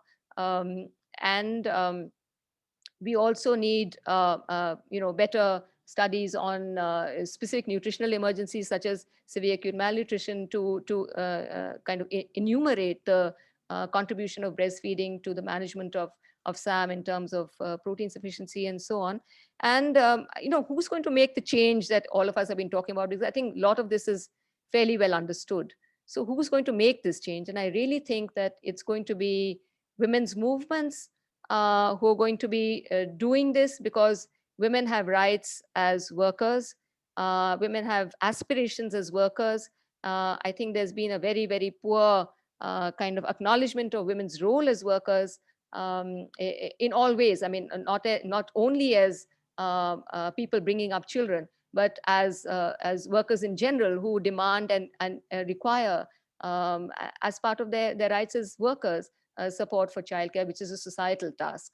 So these are my key messages, which I think have been talked about or have been distributed to all participants, that breastfeeding is a resilient food system, but provided we get the structural and systemic challenges and bottlenecks to it considered, acknowledged, and provided for by specific resource allocation to the things that we've talked about. And to speak of resilience without that is really a continuation of social injustice. So this is just a photograph to leave you with. It's just this beautiful childcare service that we run in Deep Tribal Village. Village women run it themselves. They drop in and out to breastfeed their babies. And we just hope that we see a world in which this is something that's going to become universal. So I stop here. Thank you very much. Thank you so much, Vandana. That was challenging, as it was meant to be challenging, and to really put the hard facts in front of us about breastfeeding as a food system. It doesn't work for free. Breastfeeding is not free. We often hear that breastfeeding is free, but it's not free. It takes resourcing. Usually the resourcing is by women, but it also needs to be by other parties in line with actually maximum funding towards realisation of women's human rights. So I'm now going to introduce you to someone who's inspired me as a feminist and as a breastfeeding mother way back into the 1980s and 90s. And I'm talking about Professor Penny Van Estrik. So Penny is a Professor Emerita of Anthropology, recently retired from York University, Toronto, where she taught nutritional anthropology, advocacy anthropology, and feminist theory. She's currently an adjunct professor at the University of Guelph. Her fieldwork was primarily in Southeast Asia, Thailand, Indonesia, and Laos, People's Democratic Republic. She consulted with UNICEF, FAO, and IDRC on topics related to food security and infant feeding. Her research interests include maternal and child health, food and culture, breastfeeding advocacy, and culture history of Southeast Asia. She's a founding member of the World Alliance for Breastfeeding Action, has developed advocacy materials on breastfeeding and women's work, environmental contaminants and infant feeding, and breastfeeding as infant food security.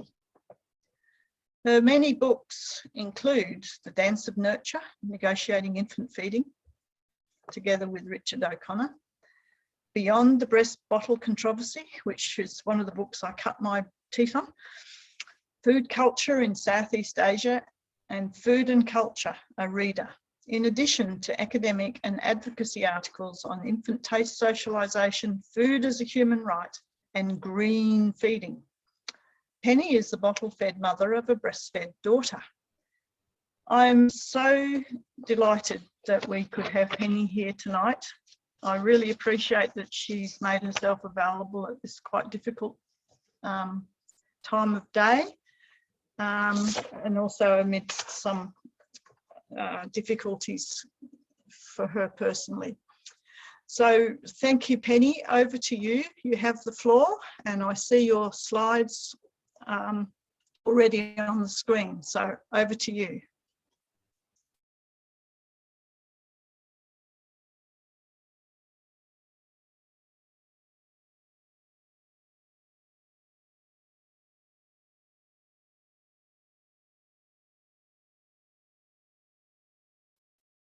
So Penny, if you've not got your, you've still got your mute button on if you're speaking.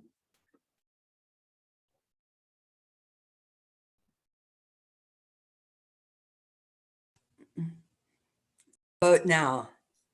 That's it. Yeah, can you hear me? That's it. We can hear you now.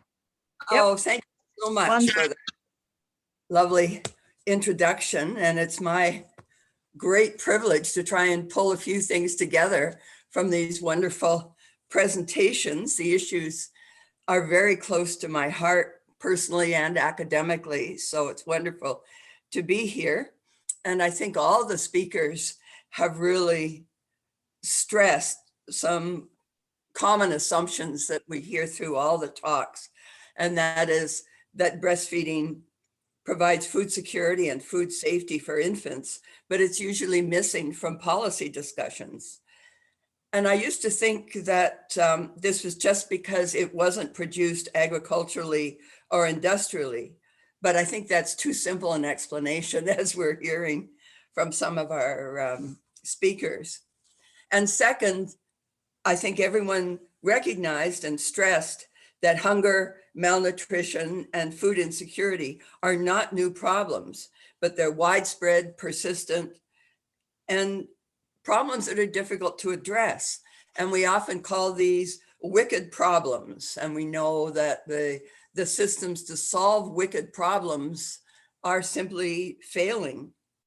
Now, a few years ago, I made this little diagram for, I guess, a UNICEF presentation somewhere. And what I was trying to indicate there is that we have infant and young child feeding in the middle, but in fact, we should be linked to all sorts of other issues. We cannot address wicked problems from separate silos in isolation, one at a time, because as we've heard from our speakers, some of these connections are all interconnected, and crises make the connections even more important to review. So there's other wicked problems. At this time, it was, I mentioned HIV and the need to make changes in, need to address working problems and connect with unions. And all these people are potential allies for the breastfeeding movement. To solve these complex problems, we need dense connectivity across active single cause networks, the HIV network, the women's network, the union network. And second, I think we need new approaches that cross-cut issues and link them together. And that's what I'd like to try and summarize from today's presentations. You notice a few years ago, climate change wasn't even one of the things that we were trying to link with. And also COVID, that's not one there. The approaches I'd like to take, listening to all these presentations, are that in addition to thinking about breastfeeding as an activity, I'm going to refer to something that I call the breastfeeding bonus. And that is that breastfeeding will bring a special bonus or a value added to the food movement, not just as a food, but as a source of conceptual models about how to solve wicked problems to transform the food system. So I've picked out 8, and I know that our speakers probably have more than that to mention, and also our audience. The first conceptual tool, I think, is the phrase of green feeding. And we've heard a lot about that from Arun, and I made a button here, if I can find it. Breastfeeding is green. Green feeding is an underappreciated ecological act. We've defined green feeding. We know that it's an environmentally friendly way to feed infants and young children. Breastfeeding is zero waste, no greenhouse gases. Infant formula literally costs the earth. But where is green feeding in the climate change discussions? Climate change is increasing environmental disasters and emergencies, as Vandana just mentioned to us, the floods. But where is infant feeding in the discussions of disaster preparedness? My second breastfeeding bonus is breastfeeding is a model of a circular economy. As we heard from Julie, the old models, they need to be transformed. I'm not an economist, but I recognize the value of a cost-benefit analysis and accounting for breast milk. But in addition, I think we should remember and communicate that breastfeeding is a classic example of a circular economy based on a biological cycle. Breastfed babies take exactly what they need. Nothing is transported because the product goes directly from the producer to the consumer. There's no waste. The product is resilient, as Vandana mentioned, but it's resilient and vulnerable at the same time. It's very local, much like the transformed food system we'd like to seek. But let's try to bring that idea of a circular economy as part of the breastfeeding bonus. And third, I mentioned the equity model, and I use it to remind ourselves that breastfeeding levels the playing field and gives every infant the potential for the highest possible standard of health. Breastfeeding belongs in conversations about equity, anti-racism, and social justice. And I've got a very ethnocentric slide here you might want to pop on, because we need to counter ethnocentric ideas that breastfeeding is something elitist, that it's something for the leisure class, the upper class. And one of the most dangerous things is also the idea that you have to be super fit in order to breastfeed. So to really bring the breastfeeding bonus to this conversation, we need to counter some of these ethnocentric ideas. And as my fourth breastfeeding bonus, as Vandana raised also, the women's movement should be the natural ally of the breastfeeding movement. But how is infant and young child feeding received by women's groups? Some feminist groups have a very mixed reaction to infant feeding issues, from an American bias of liberation in a can in the past to ideas of breastfeeding empowers women. Both are often ethnocentric, oversimplified ideas, and we need to base approaches to very local definitions of feminism and local definitions of the sex gender system in order to appeal to women's groups and to the women's movement around the world. Bottom line though, the breastfeeding bonus, breastfeeding requires attending to the needs of women and infant caregivers. It requires support for women and mothers and other caregivers as a priority. It's not optional. We acknowledge also mothers as experts about their own children. They benefit from quality health care and community support. And we all know the challenges of trying to improve the condition and position of women. But I think the breastfeeding bonus is we've learned about the complexity of that task. And I think it requires what I call a very relaxed feminism. And I'm aware some of these images of women are easily appropriated by corporations. And I've got an old ad that might demonstrate this. An image there that I found. Look at this. This is a Nestle ad appropriating the image of feminine nurture to sell goodies, certainly commercial baby foods. And the fifth bonus is really comes out of the COVID discussion, as several speakers raised. Breastfeeding models immunity. We all recognize COVID as a threat to our collective well-being, something that has a global reach and requires collective response. Why don't we act the same way to the commoditization of human milk and the marketing of ultra-processed substitutes? Anyway, breastfeeding creates the foundation of our immune systems. And where is that in the COVID discussions? It's hard to believe how badly pregnant women and new mothers were treated during the global COVID pandemic, with mothers and babies separated, given infant formula, once again, treating mother as the source of infection instead of the source of the antibodies passing from mother to infant that build immunity. COVID policy and practices ignored immunological properties of human milk and its role in building immune systems. Now, my sixth little breastfeeding bonus is maybe would appeal to dietitians and nutrition education. It's a way of reminding us that breastfeeding socializes taste. It introduces infants to the variety of food flavors of the household through the taste, the taste of the amniotic fluid, colostrum, and milk. So it could be chilies or vanilla or garlic or bananas.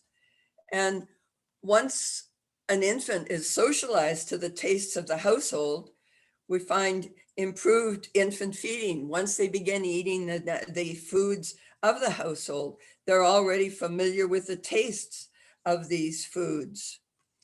But remember, infant formula, toddler's milk, and commercial baby foods are socializing an infant to the standardized homogeneous tastes of ultra-processed foods and sets an infant up for the industrial palate.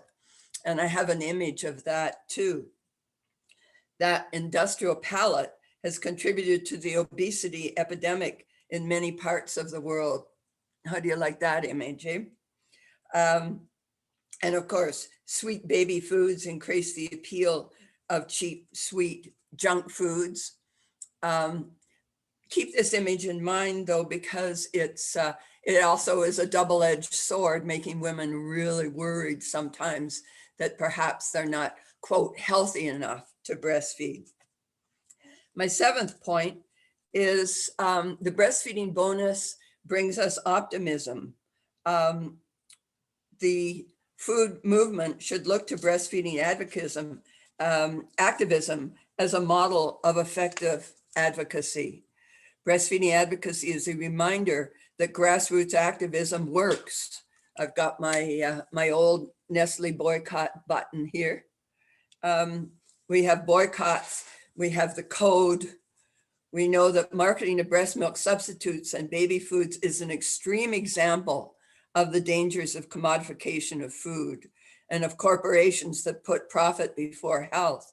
But we certainly cannot rely on the food industry to address wicked problems like hunger and malnutrition, in spite of what the Food Summit wants to claim. Many groups with us today on the screen, on this seminar, have experience with fighting corporations, and their voices are extremely important and need to be part of the action transforming the food system. And lastly, the breastfeeding bonus, breastfeeding and young child feeding offers us a way to model complex temporal issues, a way to model the simultaneity of short-term and long-term processes, which are so important for transforming the food system. Breastfeeding is implicated in at least 3 scales of time. And I think that's also true of food systems. First is the immediate scheduling effects, how mothers and others fit infant feeding into their schedules of food preparation and food production. We've heard at least 4 hours a day for breastfeeding. So that's a scheduling approach to time. But there's also developmental implications. How an infant was fed matters for adult health. So we have the life-term effects for decisions made at birth, breastfeed or bottle feed, or shall we mixed feed, a tiny small decision early in life, easily forgotten. But as this Newsweek article stresses, decisions made early in life and food choices have lifelong health consequences. We think of diabetes rates and IQ and all sorts of things. And of course, this was a discussion of the infant and links to obesity. And that article didn't even mention infant feeding. And lastly, we have long-term approaches to time. Breastfeeding requires a cross-generational approach that focuses on what passes through the generations. How your grandmother was fed affects how your mother was fed, affects how your daughter will feed her baby. What are the effects of several generations of infants fed on the chemical soup of infant formula and survived somehow with no human milk? Are we facing complications of food allergies, obesity, cancers? Macro systems like climate change have extreme time lags. Microsystems of nurture and care are immediate and have no rapid time lags. The impact is immediate. But think how complicated it is to integrate these systems of scheduling, nurture, and long-term impacts of things like climate change. Transforming the food system is simply not a short-term undertaking. It's short and long-term, both and, not either or, which is true of almost everything we could say about breastfeeding and young child feeding. And I think speakers will no doubt be sharing more ways to link infant and young child feeding to the food system. And so since I'm ending with time, I'm also reminding ourselves I've probably run out of time. So I thank you. Wonderful opportunity to assess some of these wonderful contributions. And I will pass the mic back to Julie and look forward to the further discussions. Bye-bye. Thank you very much, Penny. As always, I'm just spellbound by the complexity of the insights, the depth of the insights that you bring to this. I love this concept of the breastfeeding bonus as a guide for how we deal with the wicked problems in complex systems, the need to build alliances across the different spaces.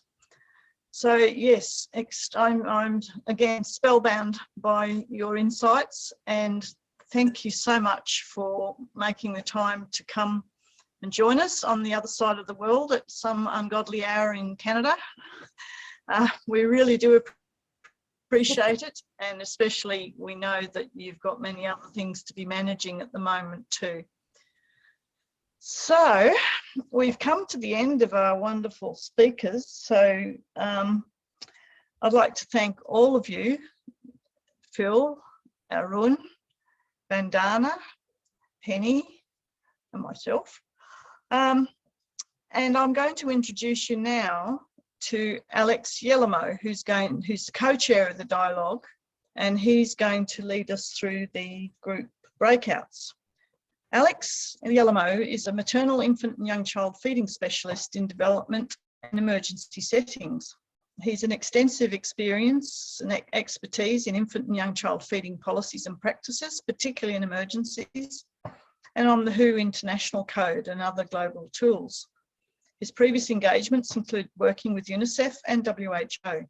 He's also worked with the WHO Scientific and Technical Advisory Group on the International Code, and has been involved in developing the World Breastfeeding Trends Initiative and infant young child feeding policy tools with the International Baby Food Action Network in Asia.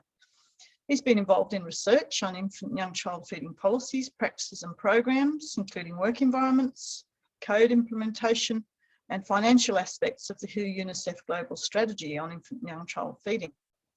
His expertise on infant and young child feeding, including in emergencies, having supported African, Middle East and Southeast Asia, is vast. Recently, he's been engaged with infant and young child feeding, including in emergency-related policies, also in high-income countries, who would have guessed, like Italy, Australia and Japan. He supported emergency responses, policies and capacity building, and translating the infant and young child feeding global strategy and the infant and young child feeding in emergencies operational guidance into national policies, preparedness plans and training packages.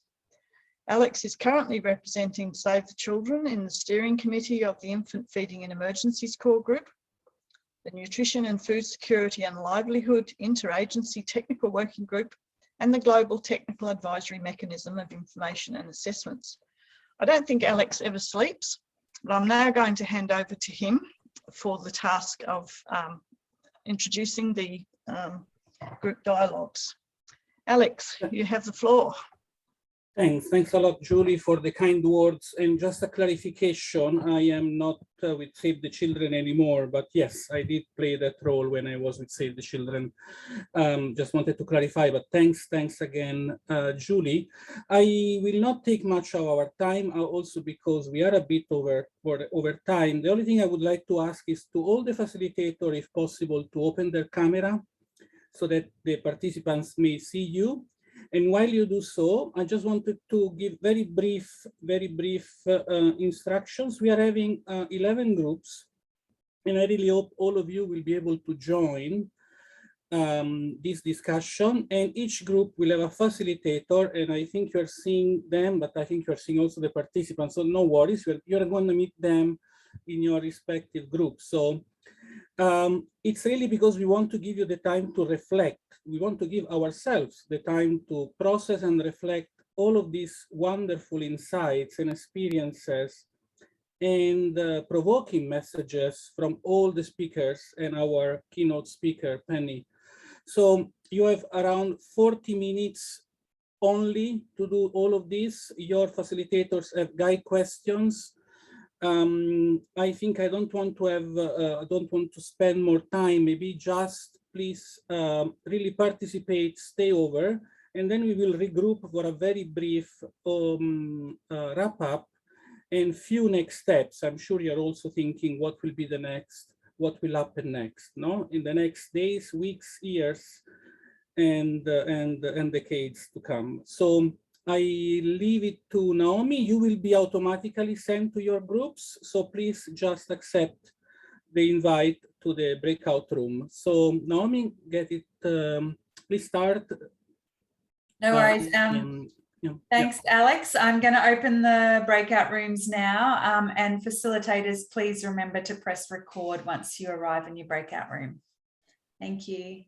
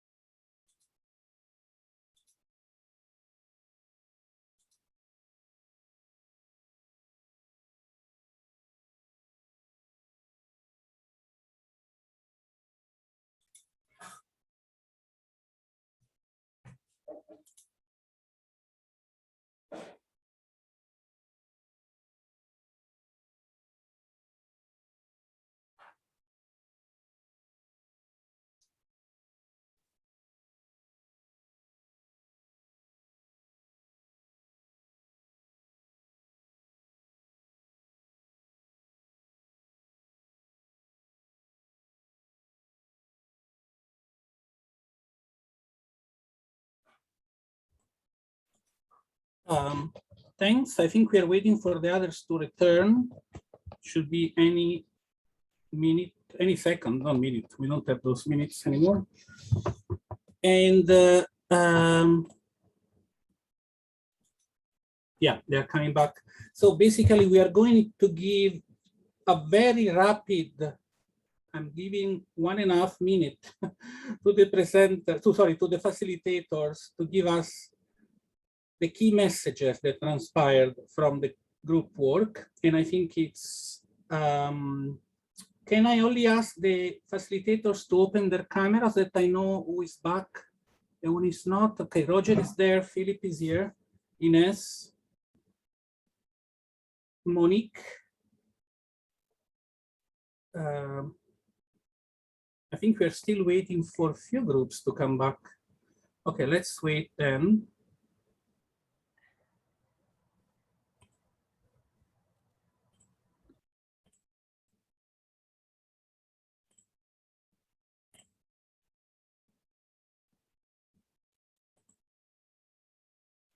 Naomi, can you call them back? Sorry, I'm not sure if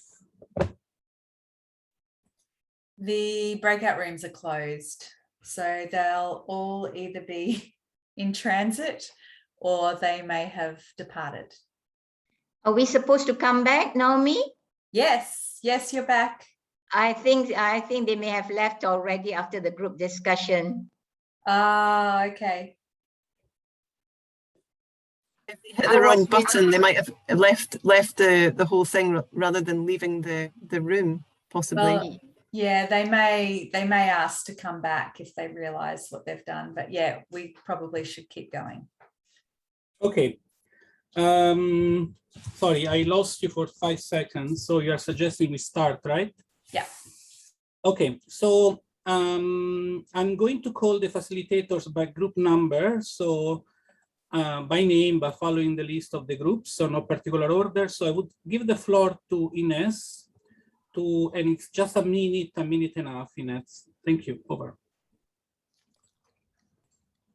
We were a group of 7, and the most important is that they recognize, yes, the answer is yes, to integrate breastfeeding into the first food system as a human right, and it should be put in a public space. And what is remarkable, example in Australia, there are many parliaments, parliamentarians in the Senate who are practicing breastfeeding while at the hall. And they are also working towards improving the support for women. But also from our student side from Australia, who says that it is like a competition, there is. Breastfeeding is like a competition, being a local economy. It competes with the international export of the dairy product in Australia. And for Japan, it is sad because before it is a high breastfeeding rate in their tradition, but now in these millennial times, it's very low and very aggressive now with formula milk companies. And the forthcoming December Nutrition for Growth, this is an opportunity for us all to work on this.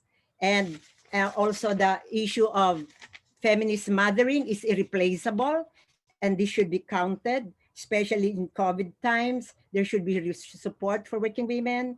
And in the community, there is a continuous breastfeeding counseling that shows an immediate impact, but we have to make this wider. And again, the breastfeeding in public should not be shamed, but in fact, it just becomes a norm. So that is what we should significantly push as a determinant to child's health.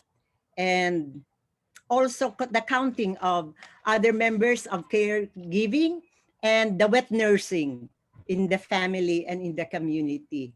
That should be also recognized. As for,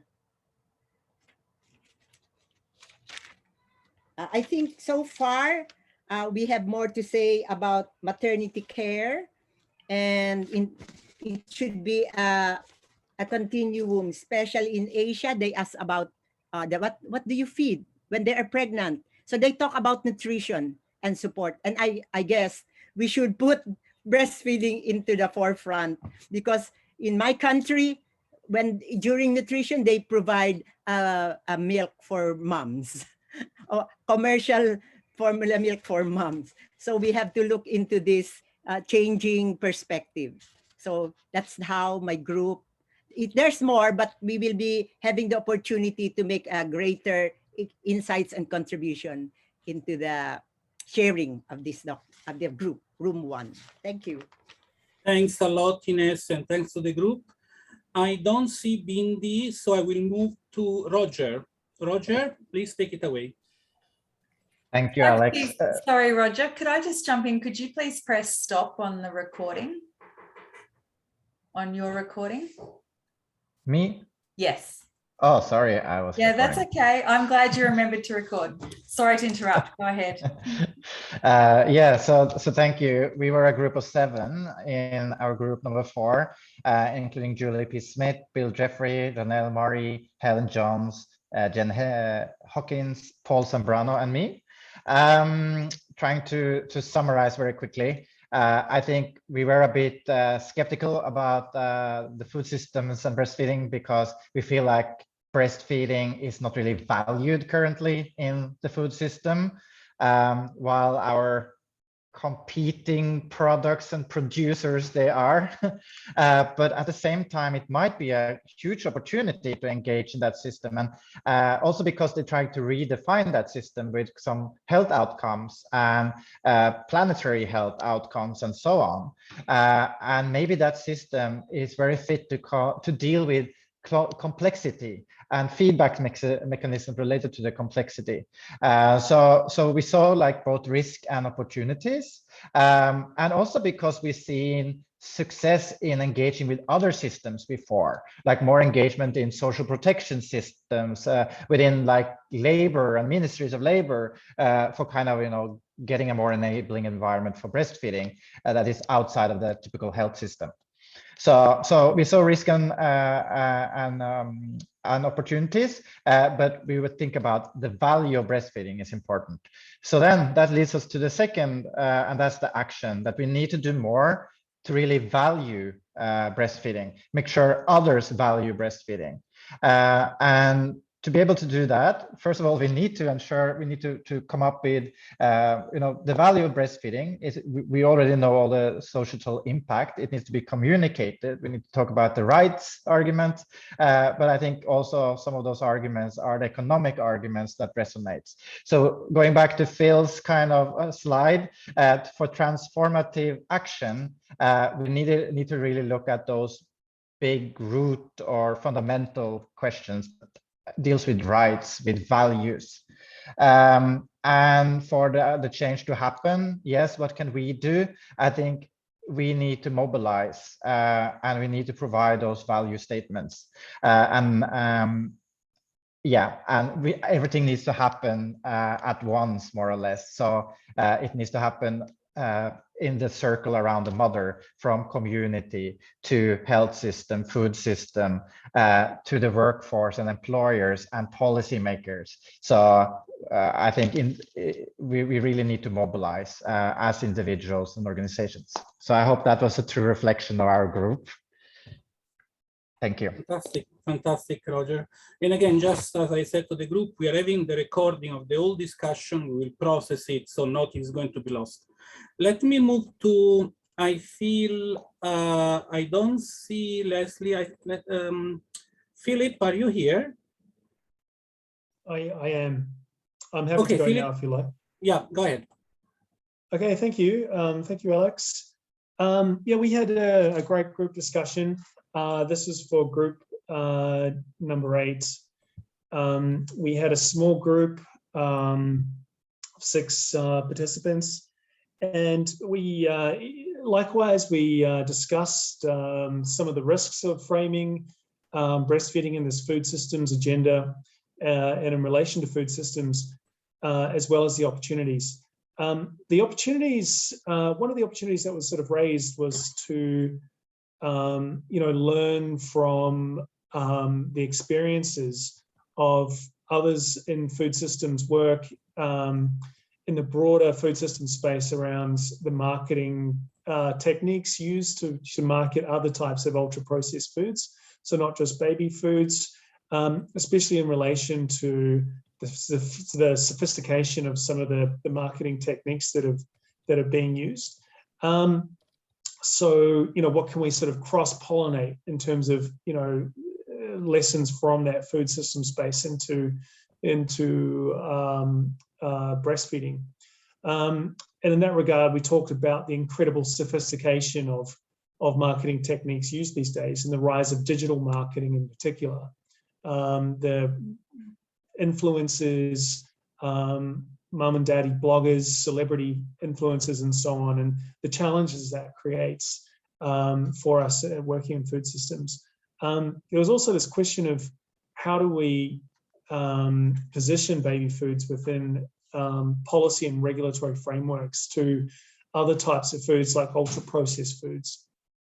So that was quite an interesting discussion as well. Some of the risks that we talk about was whether this framing of the mother-child breastfeeding dyad, this framing of food systems in relation to breastfeeding might conceal mothers in that sort of language. Maybe it's sort of a technical depoliticizing way of framing things. So that was one risk that we sort of talked about. And also there's an interesting comment from Mahbub in Bangladesh about, this uncertainty of whether policymakers would see the value or even, look at this issue through the lens of a food system. So, it's just this question of how would this be received by policymakers was an interesting question as well. In terms of the key actions needed to support women, what changes are needed so that rights of women and children to breastfeeding is protected and supported. We discussed again one of the key points was to look at the role of health professionals, holding health professionals accountable. What are the role of health professionals in these systems, and just so much of the commercial marketing and influence is done through health professionals. So how can we hold them accountable within food systems and first food systems? And yeah, and just this sort of, you know, emphasis on really taking action at the policy level, so that structural level of intervention as well. I'm sorry to my group, I've probably not quite framed things in the right way or missed things, but hopefully that's enough of a summary for now. Thanks. Thank you, Phil, and thank to your group. I'll give the floor to Monique. I think she's here. Alex, Leslie is here. Okay. Yes, okay, I'm here. Great. But okay, so Thanks, Leslie, Barry. if you're ready, thank you, Barry. I am just seeing the other participants now. So Leslie. Yes, sure. Thanks so much. And yes, we had a really I rich don't see Leslie, conversation. sorry. Are you here? Yes, can you hear me? I can. Okay, Okay, Leslie, great. it's Yeah, your Roger's not. turn. Okay, great. Thanks. Yeah, just to say thanks. We had a really rich conversation. I think some of the the key takeaways, and obviously this is not doing full justice to everything we discussed, but what we were saying was there really needs to be sort of an emphasis on the economic benefits. We want to speak the language that others can understand, and I think really putting all of the economic data and key discussion points from all of the presentations today sort of in one brief or like an easy to use advocacy PowerPoint, I think others thought would be really helpful. Another thing, and of course, additional research and data on these, economic benefits of breastfeeding and really promoting them would be great. I know we also have the cost of not breastfeeding tool that Alive and Thrive has developed. So there's some materials out there that just, if we could package them, would be super helpful. And one of the risks that we discussed was also avoiding just promoting breastfeeding as a product. We don't want to play into that. Breastfeeding is so much more than a product. It's medicine. It's a whole care and support system. It's nurturing. So yes, it is of course a food, and it's like the shortest food chain from mother to baby, but it's way more than food. And so we don't want to lose that in these communications. And lastly, we want to keep breastfeeding in the conversation, but we want to reach, I think part of the whole reason of this discussion is to reach people outside the health and nutrition sphere. So, how do we do that? We have to use language and terms that will resonate with others. And that's part of, the economics discussion we were talking about, but also using food safety, the impacts on climate change, some other areas to really emphasize and get other groups involved, passionate, and interested in protecting, promoting, and supporting breastfeeding. So that was just a snippet. I know I went kind of fast, but thanks so much to everyone on our group. It was a great conversation. Thank you, Leslie. Just a reminder, please, to the facilitator, unfortunately, keep it really to less than 2 minutes. Bindi? Yes, I will follow your instructions and be very brief. Genevieve, Poi, Roxana, Cindy, and I talked about these, and the very top lines. In terms of risks and opportunities of framing breastfeeding in the food systems discourse, a big risk was seen as commercializing the product, commercializing breast milk and seeing it as just a food. Leslie also mentioned that breastfeeding and breast milk is much more than food, much more than nutrition. It's nurturing, it's mothering, it's a whole lot more. So that was the risk that we saw there. In terms of the changes that are needed so that the rights of women and children to breastfeed are protected, one of our top lines was straight talking. We need to change our language. We need to say artificial feeding is bad for infants' health or is risky for infants' health. We, health workers, need to be responsible for saying that. We need to learn from the tobacco campaigns that we need to be brave to say this is bad for you. And we also need health workers to give guidance, not just support. We shouldn't just lump the job onto peer counsellors, community support systems. Health workers are responsible to give that guidance that to mothers. Anything but breastfeeding, artificial feeding is not good. It has risks for your baby. In terms of monitoring, we need to count not just the women who breastfeed and those who don't, but those who feel that middle group that feel unhappy that they were unable to breastfeed. We talked about digital marketing, already been mentioned. And in terms of what we can do, there was a point about pushing BFHI, and again, that changing the language.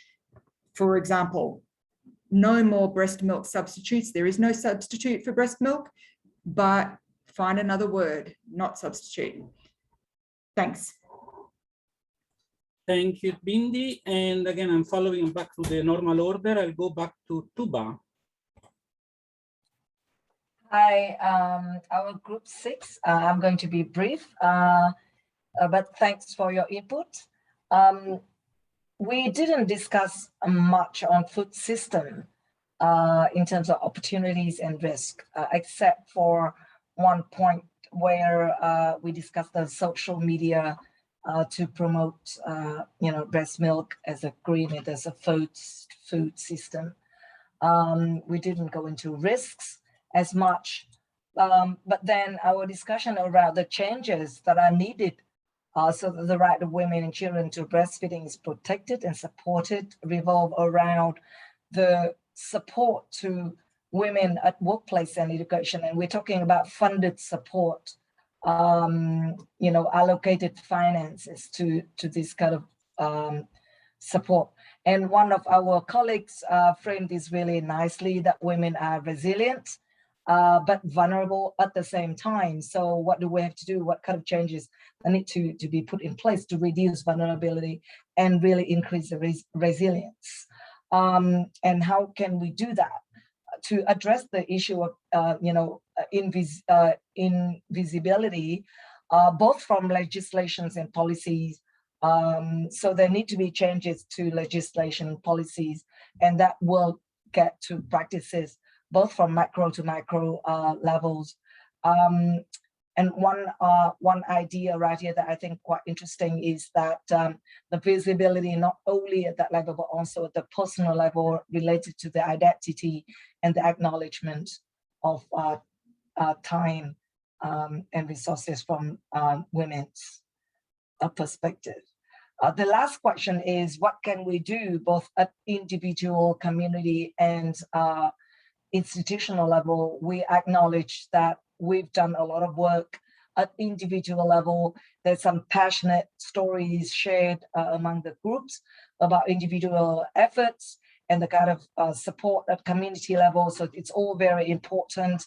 But then we also see that the changes at institutional level, related to, our previous observations, the kind of things we can do and already been done by some of the participants is that being very strategic about advocacy work, working with both sides, both allies and enemies, looking at the top to bottom or bottom up approach, and also working ready for opportunities, using influential stories from personal level and community level. So these are the summary of our discussion. We don't have a lot of time, but yeah, thanks.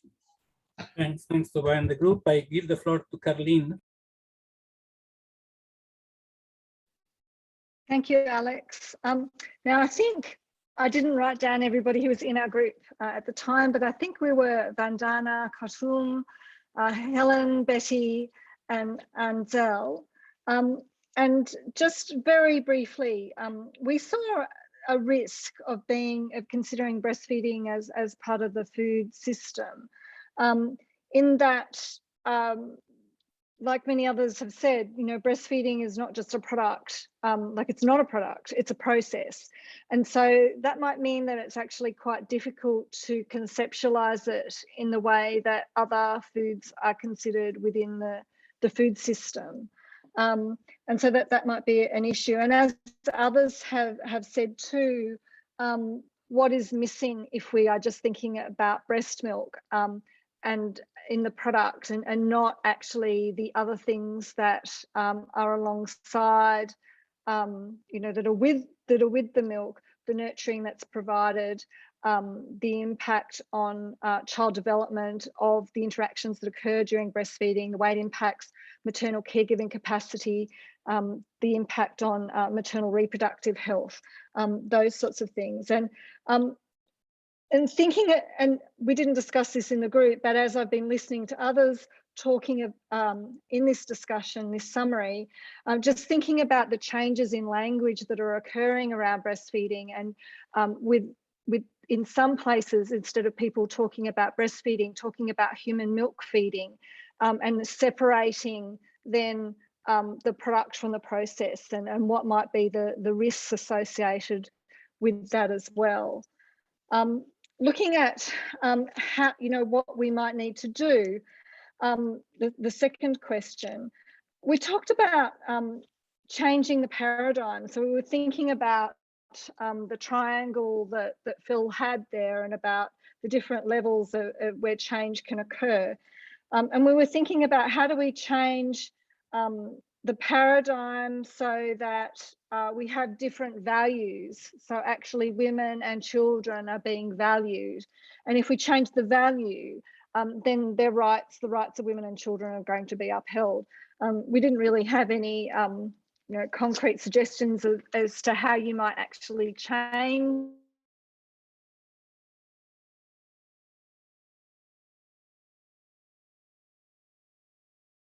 you know, perhaps if that's something that Caroline, you can hear me, right? Am I back? I can hear you. Okay. Yeah, go ahead, Caroline. Yeah. And finally, to answer the third question, what we thought that we really needed to do was to have more dialogue in new places, not just speaking to the converted, but speaking in places where breastfeeding actually belongs, but where it hasn't really been a part of the conversation, or not so much a part of the conversation.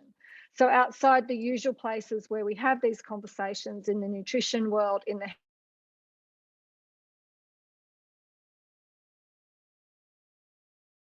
looking in different places, you know, into food security, you know, lots of, in the environmental world, you know, lots of other places where actually breastfeeding is really important, but it's not something that has been talked about.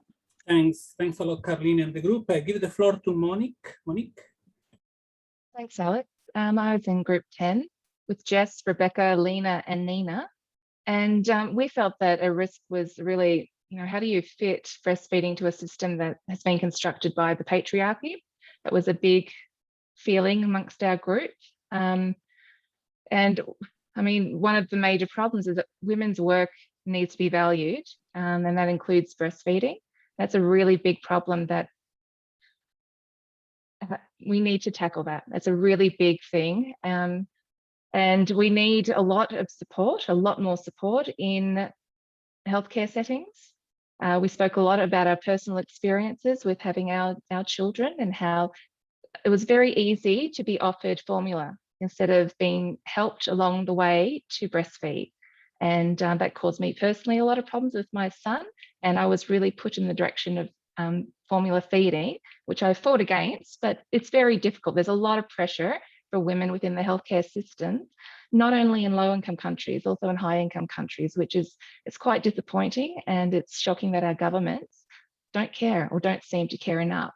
And we found that was also another problem, that unfortunately we're in the middle of COVID, and we see the government is probably using that as a bit of an excuse as to why they're not tackling like the breastfeeding strategy. Why is that not being funded properly or sufficiently in Australia? Now, what else do we have here? I have to say, my group are very passionate women, very, very passionate women. They all enjoy their work immensely. However, we all agree that we feel like we're doing a lot of backpedaling, and that can be very frustrating. Thank you. That's all I have to say. Thanks, Monique and the group. And I'll give the floor to Rebecca. Hi there. So a lot of the stuff that we've heard before is summarised in our discussion as well, but I'll go through it quickly. There was 7 people in our group. So when we're talking about the risks and opportunities of framing breastfeeding in the food system, we did start with the risks, and like the rest of you said, that we have to value women as a producer. Now, it's not another entry to the food system. It involves emotion and empathy, and we don't want to lose that in the process. So it's really important that we take care of that. Women, we have to be careful that we continue to empower women, and women is not a dispenser of milk and never becomes that, but it's a dyad system. We're looking after both. Again, going back to looking after the people, but also while we're defining and refining this pathway, that some things might not be universally favourable. So you're putting it into one system, but does it suit everybody? How do you make that glove fit everybody across countries that have different levels of social deprivation? But we did have opportunities. So it's about striking a balance there, but we did discuss the opportunities. I think in general, people wanted to move forwards in that direction. So obviously taking into account moving towards a circular economy, and as like in my own council here, we're moving towards net zero. Obviously this fits and needs to be part of the discussions within our councils. I chair my local climate group. This needs to be part of the discussion within that context. In opportunities, it will benefit the system, and we need to harness that benefit. But we also, it's a great opportunity to join, as we are now, the global conversations. We're not working alone, we're learning from our mistakes.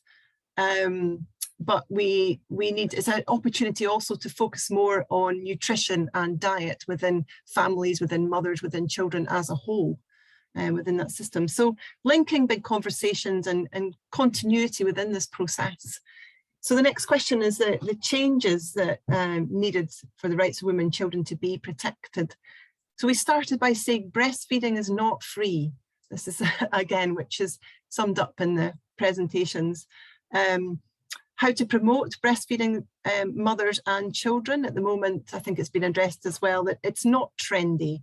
We're talking about, the idea that when you breastfeed, your breasts will not be pretty anymore. We need better images and better visual representation of breastfeeding as a whole. The young people need to be looking on social media and seeing it as cool, seeing it as a beautiful thing and a cool thing that they can follow and want to do. So that starts young. We need to focus on the sustainability of the system. It's good to start it, and we have a big heave to getting it in place, but it needs to be sustainable. So it needs to have a strategic pathway in it. Obviously, that requires a political commitment and national plans of action. So it starts from the top, but it has to be happening in your towns and in your villages, again, for it to be sustainable. So we need more empowerment of women. We need good knowledge transfer and raised awareness. And obviously protection of breastfeeding. COVID presented a risk which was brought up in some of the presentations, and that allowed false information to come out. People were scared, so they were desperate. They didn't realise you could breastfeed. So we've got to stop this false information. But with the big producers as well, and Nestle, the adverts coming out, we have to stop this false information before it reaches the platforms, because it's too late then, the damage is done. So the laws need to be tightened up on that. And we need a fast alert system to be in place should false information get out, to stop before it cascades down. We also talked about changes in hospitals need to be better committed. We need that early intervention and support. Even in Scotland, in the hospitals I was in, breastfeeding support was kind of secondary to everything else, and an add-on, if you like. So we need to be talking about it as more important. We need to raise its profile and priority to women who've just given birth in the hospital and have quick intervention there. And just to go on quickly to the third question, and I'd just really like to repeat what was said from a participant in our group. It said, we are the ripples in society as individuals. And really, I think that summed up our conversation. We talked about, yes, organizations are important, but really at the end of the day, an individual heading an organization can change the entire organization. So it starts as an individual. It needs to come in. It needs to be a philosophy in early learning groups. It needs to be done in a safe environment. And we need to change the language that we use. So we need to start local and build up from there and be cohesive. We need to talk about the successes and failures and share the information between individuals and organizations.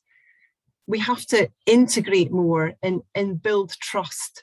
So, and we also need to look across demographics and have really good role models from a local level as individuals passing up. And a good example of that is education starts in the home from mothers, from grandmothers, and passing down through our families. So yes, we are the ripples in societies as individuals, and I hope I've summed it up, and I'll end with that. Thank you. Thanks, Rebecca and the group. And apologies, Libby, I jump you. Please go ahead, Libby. Thank you.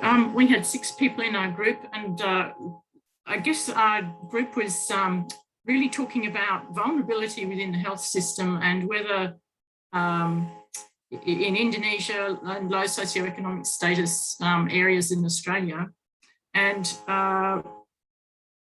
we were really concerned about the penetration of marketing, but also the role of health professionals still within that marketing framework, and that one of the problems perhaps with putting breastfeeding into the food system is that they would not be captured by the current health system, which is actually experiencing slippage. We're losing establishment of breastfeeding. We're not even getting any further with exclusivity or duration. So a sense of crisis and a sense of vulnerability. When we're talking about, we made the point that we actually have some pretty good policies in place, but there's not a lot of funding for them. And Patty Rundle in our group emphasised the importance of having clean money when we do try and get funding, and that clean money or those advocacy is really important to be independent if it's going to speak to power. And what we really, I suppose, emphasised was that the vulnerability of advocacy is also to do with the inadequacy of time and energy for women to pursue advocacy, and that therefore we sort of reversed the paradigm and said we actually don't need to energise and invigorate the grassroots. If we're going to be independent, but also if we're going to provide the experiences that breastfeeding women need. And so there's power in the bottom of that triangle of influence as well as at the top. And that all cultures and all strata of society and all health professionals and levels of education are extremely vulnerable to marketing. So I think I'll leave it there. Thank you. Thanks, Libby. And briefly from our group, we were 6. Thanks again, Carol, Stephanie, Catherine, Malvina, and Noma.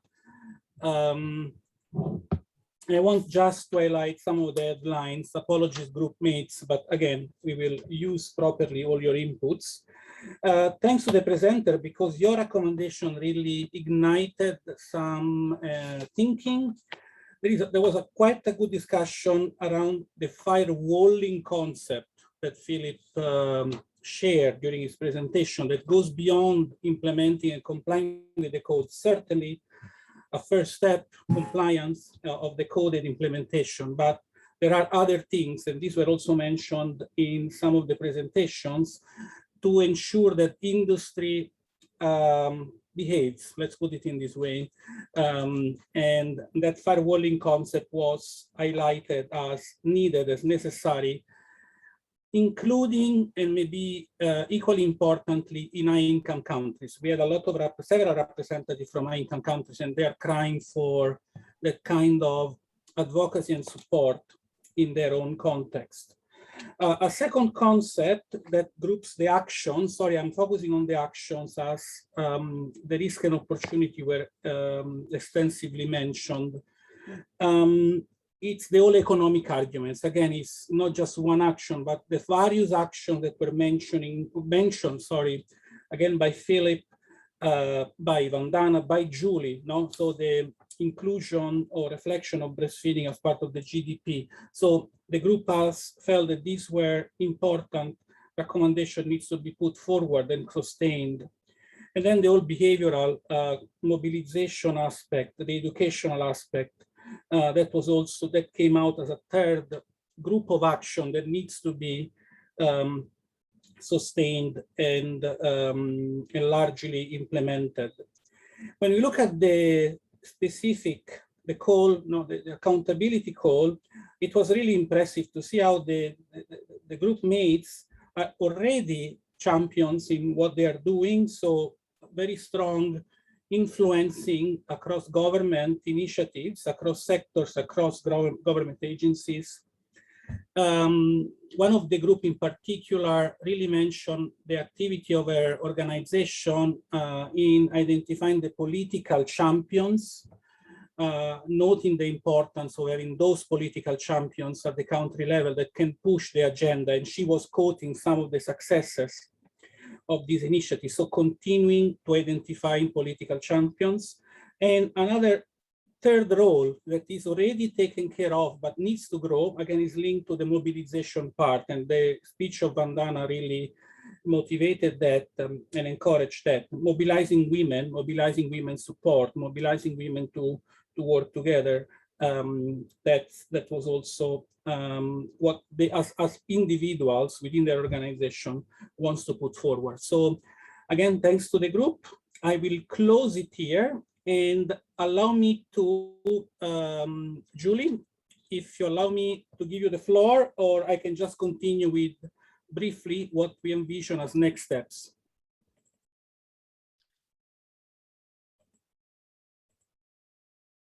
Please go ahead, Alex. Please go ahead with next steps, and then I'll do the final close. Yep. Yeah, thanks a lot, Julie. So yeah, I just want to focus on, and I'm sure this is a question that many of you had, what will be the immediate, I would say, medium-term next steps? Very pragmatic. We want to be pragmatic and practical.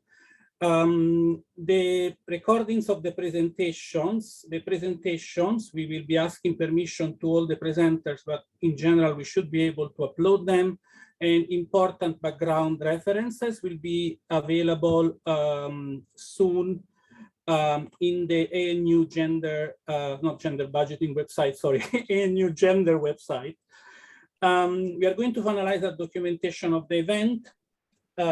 We are also providing, and this will be live tomorrow for a couple of weeks, the opportunity to all those that have participated to keep providing inputs and insights and expanding their thoughts. So in the next week, there will be a document, and we will also find another channel for those that cannot access Google Documents. There were few, but just to say, we want to keep up the conversation if ever there were other things that people wanted to share. The plan is really to come up with a background paper with some key recommendations that will be shared, finalized and shared across all the groups that have joined, and eventually that will land. No, that's really our idea, our goal. Will land in the food system in less than 2 weeks. We will tell you what is feasible in our timeline. Lastly, but not the least, we are discussing some more focused discussions across sectors and groups. As many of you have mentioned, the importance to go cross-sectoral on this issue. So I think I will stop here. Thanks again, and back to Julie for the closing.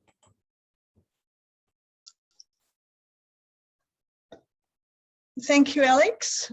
Let me just load up the closing thoughts. No, not that one.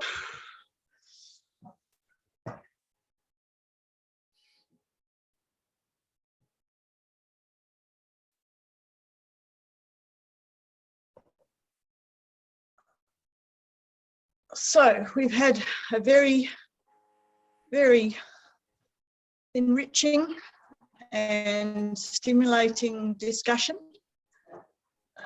We've been through a very full agenda and we've had some absolutely wonderful presenters. So I really want to thank our presenters, Phil, Arun, Vandana, Penny, and for the thinking and the stimulation they gave to our discussions.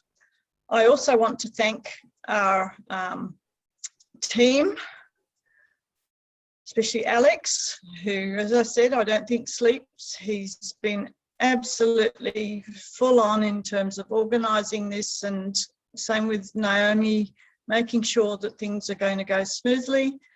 You won't believe what goes on behind the scenes in these webinars, and the fact that it seems smooth to you is because of the work of the people in the background. So thank you, Alex. Thank you, Naomi. Thank you, Phil and Bindi as well.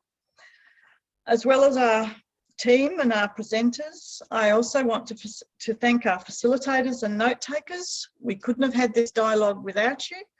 So we have Ines, Bindi, Alex, Roger, Seema, Tuba, Leslie, Phil, Carleen, Monique, Libby, and Rebecca, as well as our note takers, Maddie, Jen, Nina, Jill, McGuire, Joy, Rebecca, and Mary. Thank you so much. Thank you so much. We also want to thank the groups, the organisations that have supported this event in various ways through promoting it to their networks, hopefully to give force to the objectives that we've set for this webinar, one of which is simply to raise awareness of the issues and to help us build interest and alliances in broader networks, as has been discussed tonight.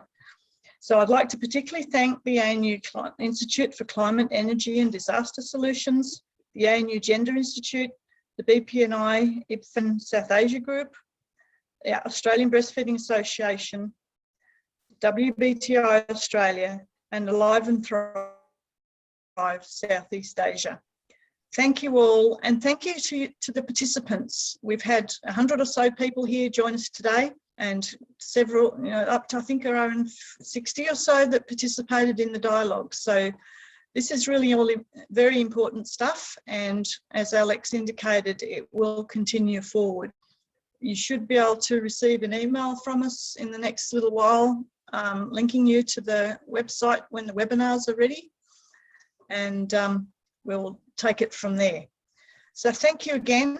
Thank you to everybody. Thank you to the co-hosts of the event, and see you for the next step. Thank you. Thank you all. Bye.